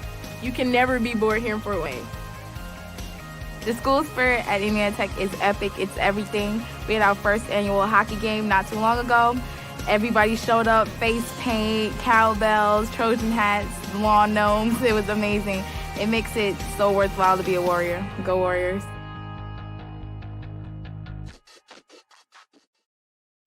You want to know what's possible at Indiana Tech?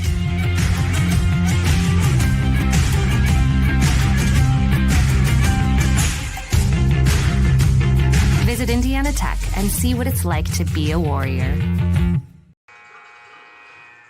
Meet the Indiana Tech Warriors, a women's ice hockey team playing out of Fort Wayne, Indiana.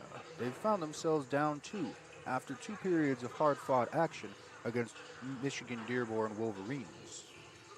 And they're about to step into third period action.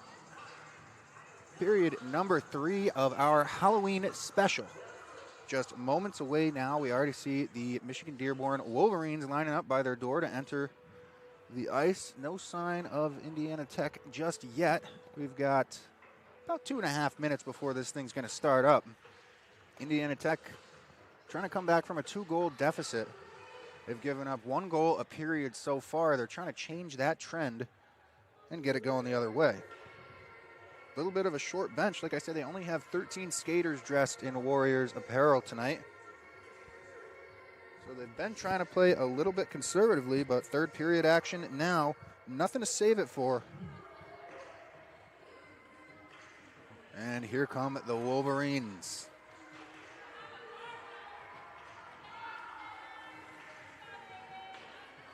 They've done a pretty good job of controlling the game up until this point. But as we know here at the Ice House, the third period can be a little bit of a different beast. Mention it is Halloween, so maybe the black and orange can pull one out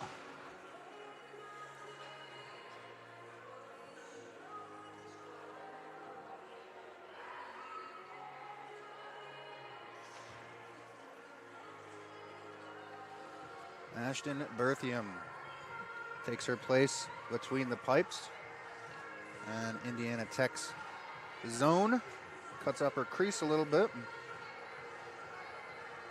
Berthium, the junior goaltender, stands 5'10" from Spruce Grove, Alberta. Previous team, the Red Deer Sutterfun Chiefs, U18 AAA. She's been pretty good for Indiana Tech this season, and so far tonight, let up a couple of goals, but not really on her. Especially that second one was really awkward. Originally, referee called it no goal. Then after some discussion, changed his mind. So here we go. 20 minutes on the board. Period number 3 is underway. Face-off's going to be won back by the Wolverines and thrown into their attacking zone. Now Allison Green with an opportunity for Indiana Tech. She drops that one to Murray and finds Episcopo in the center. She gets a shot. This one's covered up by Borso for the first stoppage of the third period.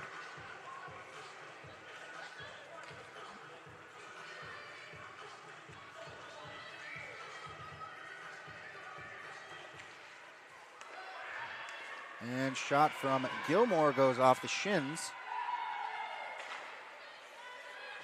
Perot gets her breakout attempt broken up. And Murray's shot sticked away. Allison Green's going to be the first one to it. She gets knocked down in the corner. And things will head the other way. Perot picks it up just over the red line. She'll get this one into the attacking zone. But Emily Hardy is going to be there to rim it around. And Whitting picks it up on the far side. She's off to the races. Got to get around Savage, though. Unable to do that.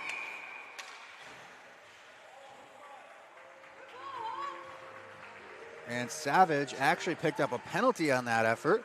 So we'll see the second Indiana Tech power play of the game coming right up at a time where they could really use a conversion. Kuzbel signaling to the officials that she wants this one on the stick side.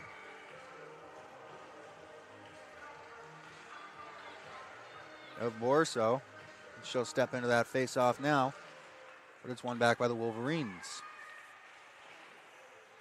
Hatch tying this one up, killing a few seconds that way. Now it's freed up. Shot up to Gilmore, who gives it to Terpstra. Terpstra back to Gilmore. Gilmore is going to take the shot. This one goes wide. It's picked up by Johnson, and she tries to center it, but no doing. Gilmore slowing things down now. Throws that one behind the net to Kuzbel. A good stick by Borso will break that one up.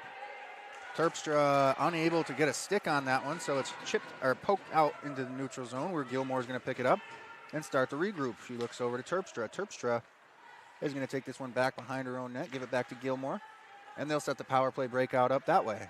Gilmore quarterbacking this time. Moves it up to Terpstra, who fires that one across, trying to get it to Johnson, but it doesn't quite connect.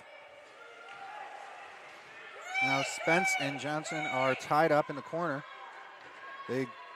Indiana Tech getting some help. They throw that one out, but all the forwards were in that tie-up, so nobody was there.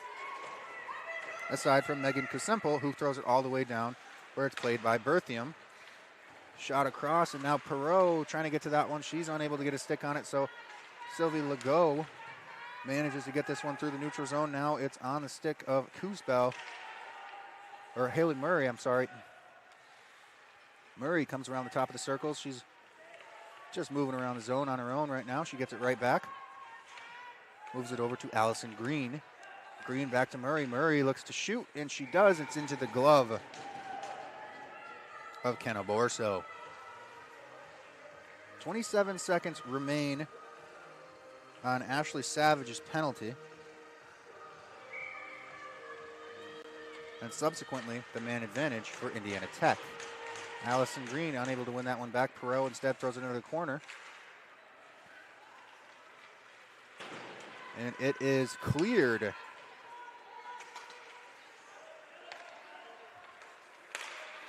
And Perot with a good pick, and this will get her an offensive opportunity. Sticked away, though, by Allison Green to prevent a good scoring chance. Sylvie Legault comes through the neutral zone. We're back to even strength. Legault takes this one behind the net in the attacking zone. She's letting her teammates change by killing some time. Heads up play by her. She dumps that one in and goes for a change herself now. Kuzbel with it in her skates. She's able to recover and keep that one in the attacking zone for the Warriors. Johnson with it now. Johnson turns that one over. Zoe Zafman chips that one up into the neutral zone where Terpstra gathers it up and throws it back down, but no icing is the call.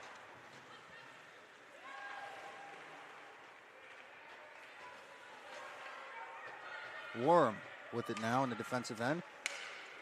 Threw that one across the neutral zone. She was trying to get it to Gillen, unable to do so. But, oh my. Helene makes a nice move at the blue line to keep things going for the Wolverines. Now it comes back up top. Taylor Spence centers that one. It's in chaos now, but finally comes back out into the corner. And Peyton Gilmore tries to chip that one up off the glass, but misses and goes into the netting. We'll get a stoppage of play. Indiana Tech being instructed, no change on this one.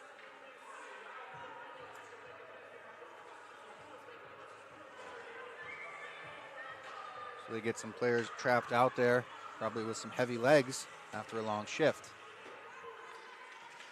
Off the draw, it's bouncing around in that circle, finally gathered up by the Wolverines and given to Savage in the middle. She can't hang on to it. She was right in the slot.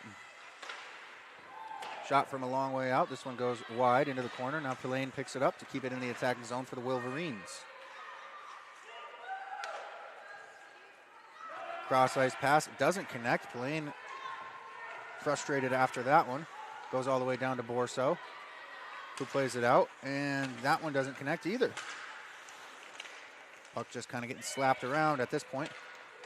Kusempo has that one broken up by Rogers, and Grenier is able to throw it into the attacking zone for the Warriors, where Pillane picks it up and will try to get a breakout set up for the Wolverines.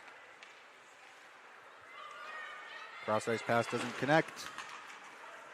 Now it's tipped in by Andrasi. Emily Hardy grabs that one, moves it over to Sylvie Legault. Legault once again moves this one up ice and chips it out of the zone. Hatch picks it up at the far blue line, and she'll regroup for the Wolverines. The open door there, play was awfully close to it. Luckily, nobody got hurt. Emily Hardy to Sylvie Legault. Legault trying to go back to Hardy, but it's broken up on the forecheck, and now she's in a headlock. Penalty arm goes up. This one's going to be a roughing call against Evers. Indiana Tech gets the extra attacker out there on the delayed penalty.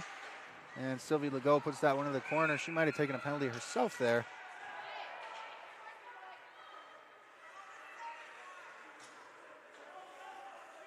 I don't think that's going to be the case.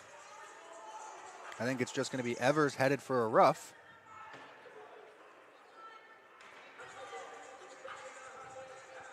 Though Candace Perreault, standing closely by the officials, wanted to have a word with them. And she'll get that opportunity now. So Indiana Tech, so far over 2 on the man advantage. And they're not going to have a man advantage here, as Sylvie Legault will also go to the penalty box.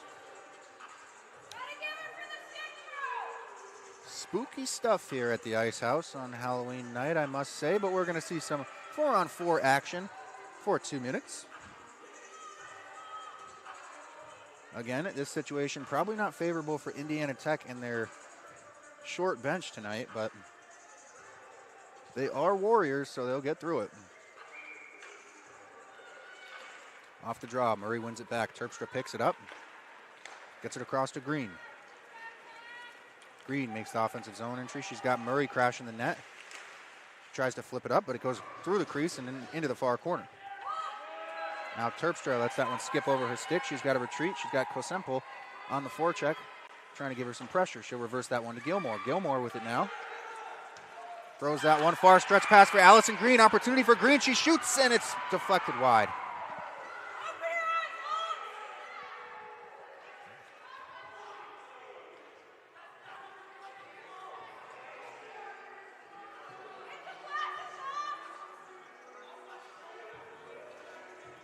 And I believe they actually called Allison Green offsides and put the face-off all the way down. I don't know if I or anybody in this stadium necessarily agrees with that call, but that's the one that was made. Daphne Gayon and Candice Perot face off, and Gayon is going to be able to win that one back for the Warriors, and it's wrapped around and cleared. This one might go for an icing, and it doesn't. I'm not sure how. We have 4-on-4 action.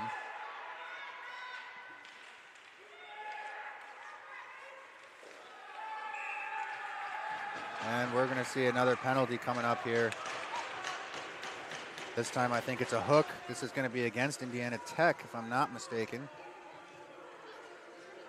It's not. Both players were tied up there.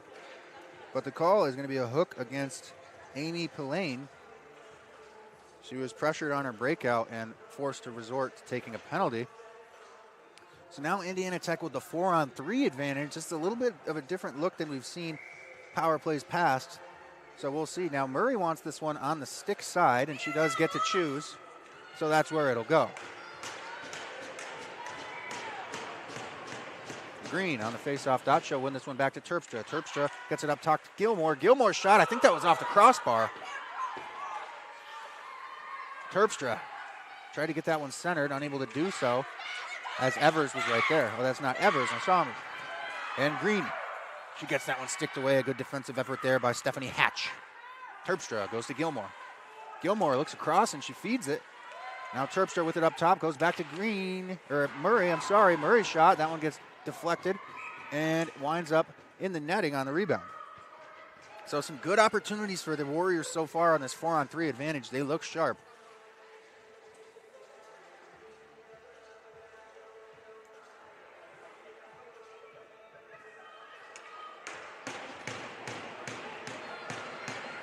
All right, net is securely in its position now. I think we should be good to get going. And referees agree with me now. Green wins that one back to Terpstra. Terpstra looks up top to Gilmore. Gilmore finds Terpstra again. Terpstra goes back to Gilmore, and Gilmore with the shot now into the glove of Borso. Indiana Tech with 27 seconds left on the 4-on-3. Then it'll be a 5-on-4 for them for the remainder of the Pillane penalty.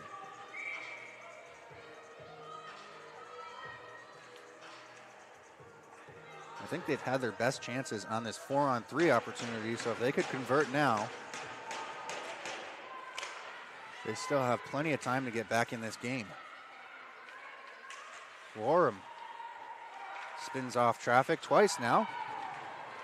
And now she gets tied up and trips up Green. No penalty arm goes up there. And able to clear the Wolverines were, and now they're going to be killing off a 5-on-4 in just 2 seconds. Both teams get one player back. Sylvie Legault comes out and joins the action. Gilmore makes the zone entry for the Warriors. Her shot into the stomach of Kenna Borso for stoppage of play. 45-second 5-on-4 for Indiana Tech here. We got 12 minutes, 8 seconds left in the third period of action.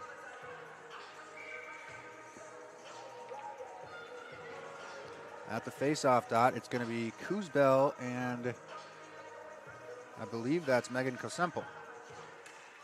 They'll tie up off the draw. Finally kicks up to Whitting. She'll move that over to Legault. Legault takes a shot in and out of the glove of Borso. And picked up in the corner by Daphne Guillon. And she tries to get that one up top to Legault, but it skips over her stick.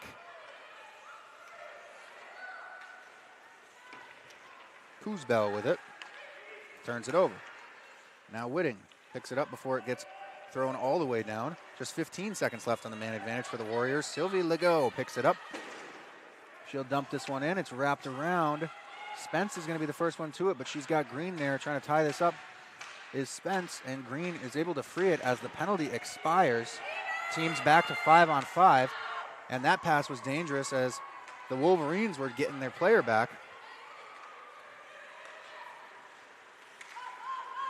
Whitting picks this one up at neutral ice. Battles her way through the neutral zone, just barely gets it in the attacking zone before it's spit out. Now Haley Terpstra with a nice spin move to avoid pressure. Throws that one into the middle, but Madison Mickendu is able to break that up and throw it deep into the attacking zone for the Wolverines. Now Gilmore has it in the corner. She throws it up top, but it's picked up by Warham now has it. And Warren with a good keep there. Clear attempt from Terpstra, no good. Now Gilmore finally gets this one out. She steps over the red line, throws it deep. Indiana Tech getting a few players back to the bench for a change.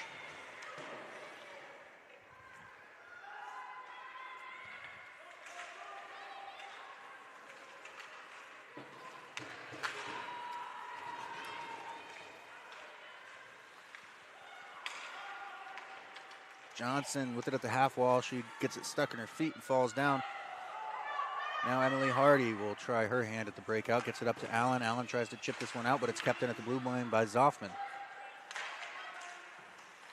Now McIndu keeps this one alive for the Wolverines. It's tied up now. McIndu involved. Johnson tries to get that one over to Allen. Unable to do so. So the Wolverines will continue on the forecheck until now. Allison Green able to get this one out. She chips it around Warham and tries to pick it up in the attacking zone, but Zoffman is there first. Centers that one, but no Warriors present in front of the net. Legault waits till the Warriors are onside, then dumps that one in.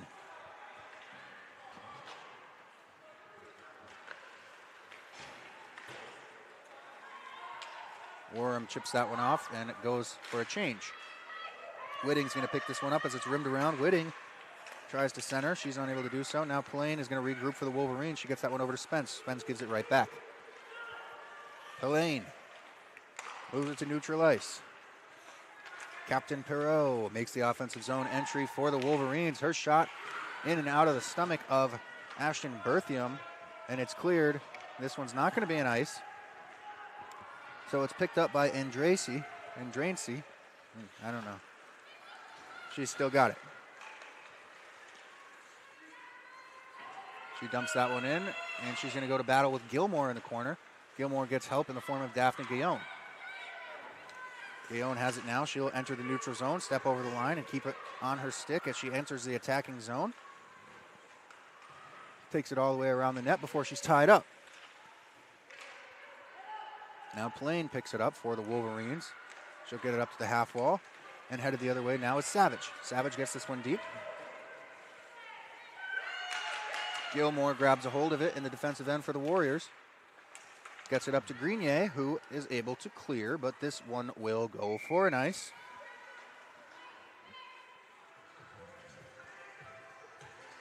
Seven minutes, 54 seconds left in the third period of action. Indiana Tech unable to change after a long shift. Defensive zone face-off after that ice to come.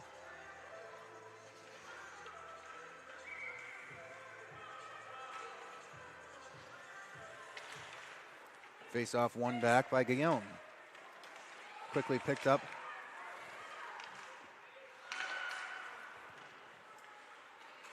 by the Wolverines. And Gillen unable to hang on to that one. She could have had a shot on net if she did. Now Guillaume able to get this one deep, and the Warriors finally with an opportunity for a wholesale line change. Guillaume, the last piece to that puzzle, gets off now. Now Haley Murray moves this over to Allison Green. He'll step over the blue line and get that one sticked away. Some back and forth on that far side half wall. Puck winds up behind the net. Still unable to clear. And a diving effort there by Green ensures that. Down to 7 minutes on the clock as this one squirts up into neutral ice and is picked up by Terpstra. Terpstra gets it to Murray. Murray pulls up as she enters the zone, throws it down into the corner where Whitting's able to pick it up. Whitting goes up top to the point where Sylvie Legault stops it with her skate to keep things going in the offensive zone. And it's broken up now. Hari trying to get through neutral edge. She gets knocked down and knocked off the puck. Now Whitting throws it in, almost off the official, but he dodged it.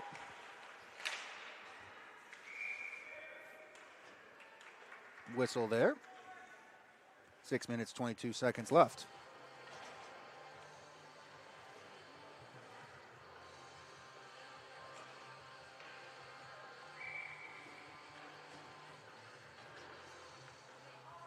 Face off, stick side of Borso. It's going to be won back by the Wolverines. And cleared all the way down to Berthium, who's going to have to cover it as Hari was forechecking pretty hard from all the way down the other end of the ice.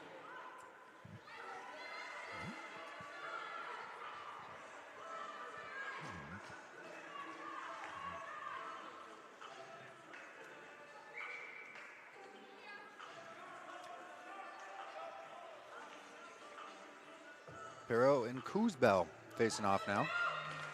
One back by Perreault.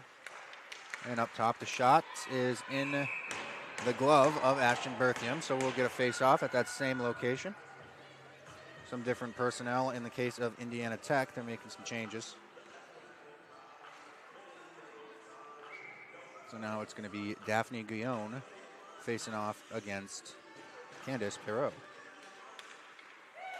Puck's up for grabs, winds up at the blue line where Warham gets a hold of it and keeps it in. Tied up there, Terpstra and Hari were tied up for a while, exchanged some words and shoves, but play goes on.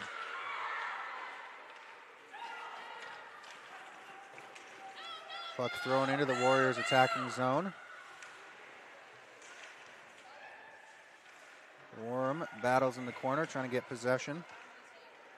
Evers eventually rims that one around. Warham loses an edge on that one, but it still gets to the intended target. And now Hari throws it deep, and they'll go for a line change. The Wolverines will, I should say. Now Perreault trying to pick this one up and kill some time in the attacking zone. But it goes out. No ice is the call. Coming back to grab it is Pillane. And she'll stop behind her net. No reason for her to rush right now. Looks across, trying to get that one to Andraincy.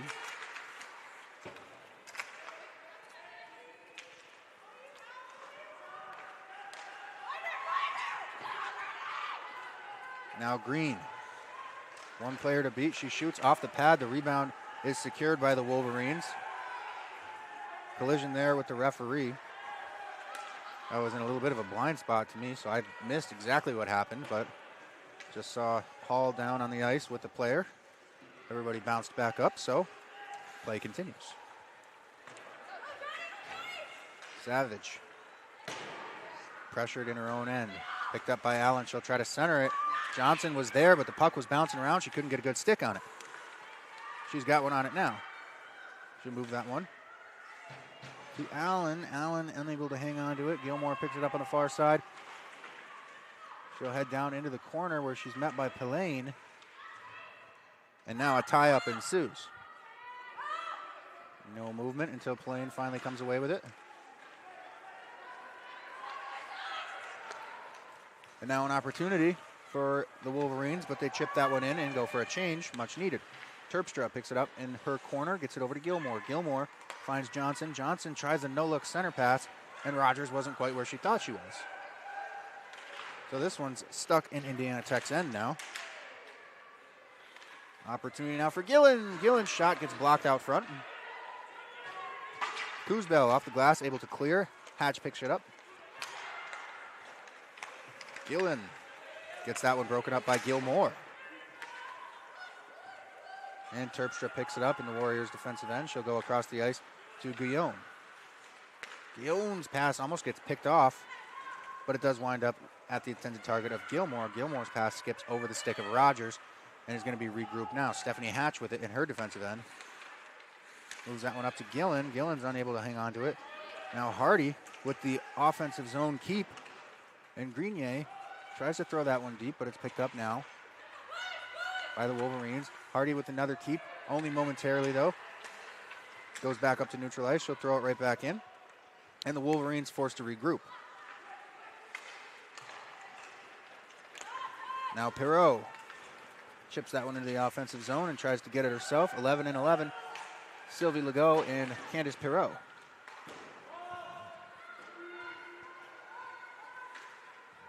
Allison Green tried to get that one up to Murray. Didn't quite connect as cleanly as she would hope. And it stays in the defensive end for Indiana Tech. Now tied up. Murray can't get it out, but Legault can kick it out. Ari with it for the Wolverines. She'll take this one around the back of the net in the attacking zone before throwing it up top. And the shot into the glove of Ashton Berthium off the stick of Zoe Zafman. So we're down to 1:53 seconds. Indiana Tech still trailing by 2, and they are quickly running out of time to get these 2 goals back.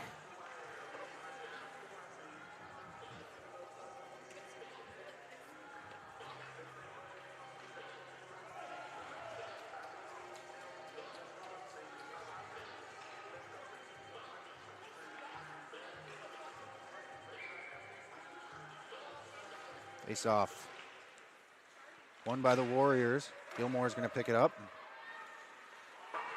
And she's forced to chip that one off the glass. This one's going to go for an ice by the looks of it, and it will. So that takes a few seconds off the clock. We're down to 1:42. And we're headed back to the Warriors' defensive end for a puck drop.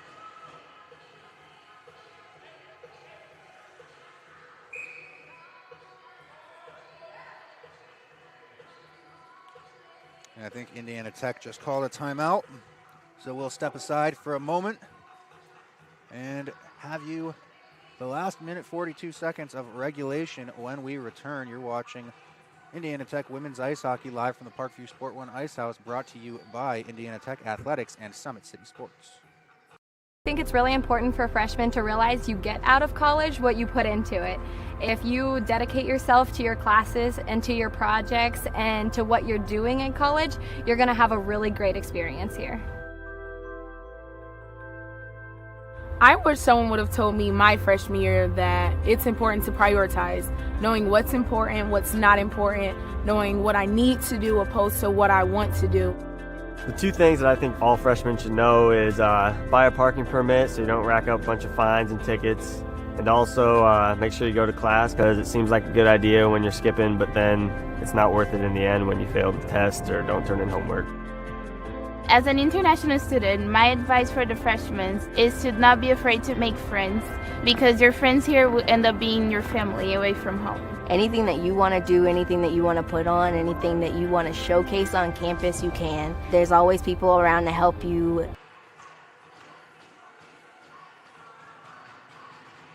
And we are back here at the Ice House. Ready to resume. Face off one, and Helene has it. She'll try to throw that one out front, but it winds up in the far corner. Now Allison Green battling to get this one out of the zone. She manages to chip it out, and I'm keeping an eye on Berthium. She's probably going to head to the bench here in a second. Indiana Tech loses possession, but Berthium does head to the bench. They'll get the extra attacker out as Guillaume is battling to keep this one in possession of Indiana Tech. Now Terpstra with it on a good keep. She moves that one up top to Allison Green. Allison Green goes across to Gilmore. Peyton Gilmore back to Allison Green. Green to Gilmore. Over to Terpstra. Terpstra with the shot. This one goes wide right. Gilmore picks it up, though, at the half wall. Moves it down to Daphne Guillaume. Gilmore with it again. Moves it over to Terpstra. Terpstra plays that one off her skate. And it's broken up a little bit, but Allison Green maintains possession for the Warriors in the attacking zone. Moves it over to Terpstra. Terpstra back to Gilmore. Gilmore with the shot. This one's up above the net. Terpstra is going to go for a change. Allison Green's going to slow things down a little bit. Not enough time to be doing that. Fresh off the bench, Sylvie Legault picks that one up. She's got an opportunity. Her shot goes across the crease and into the far corner where it's rimmed around, and Green picks it up, throws it back down to Guillaume. Green with it again. Green over to Gilmore. Gilmore's shot This one doesn't quite get to Borso. Good keep there by Whitting. Now a tie up in the corner. Sylvie Legault throws that one out front. Gilmore can't get that shot through. Too many bodies in front. And that'll do it here from the Ice House. Time expires. Final score 2-0 in favor of the Michigan Dearborn Wolverines.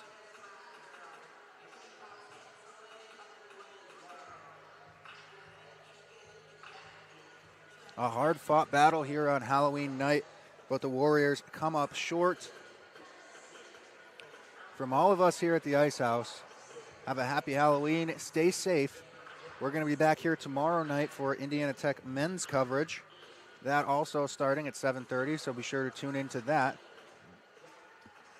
As for tonight, though, we bid you adieu. I'm Eric Hosmer. You've been watching Indiana Tech women's ice hockey live from Parkview Sport One Ice House, and brought to you by Indiana Tech Athletics and Summit City Sports. Have a great night.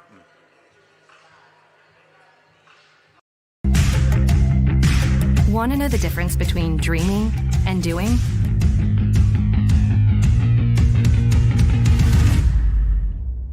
Yeah, pretty much everything.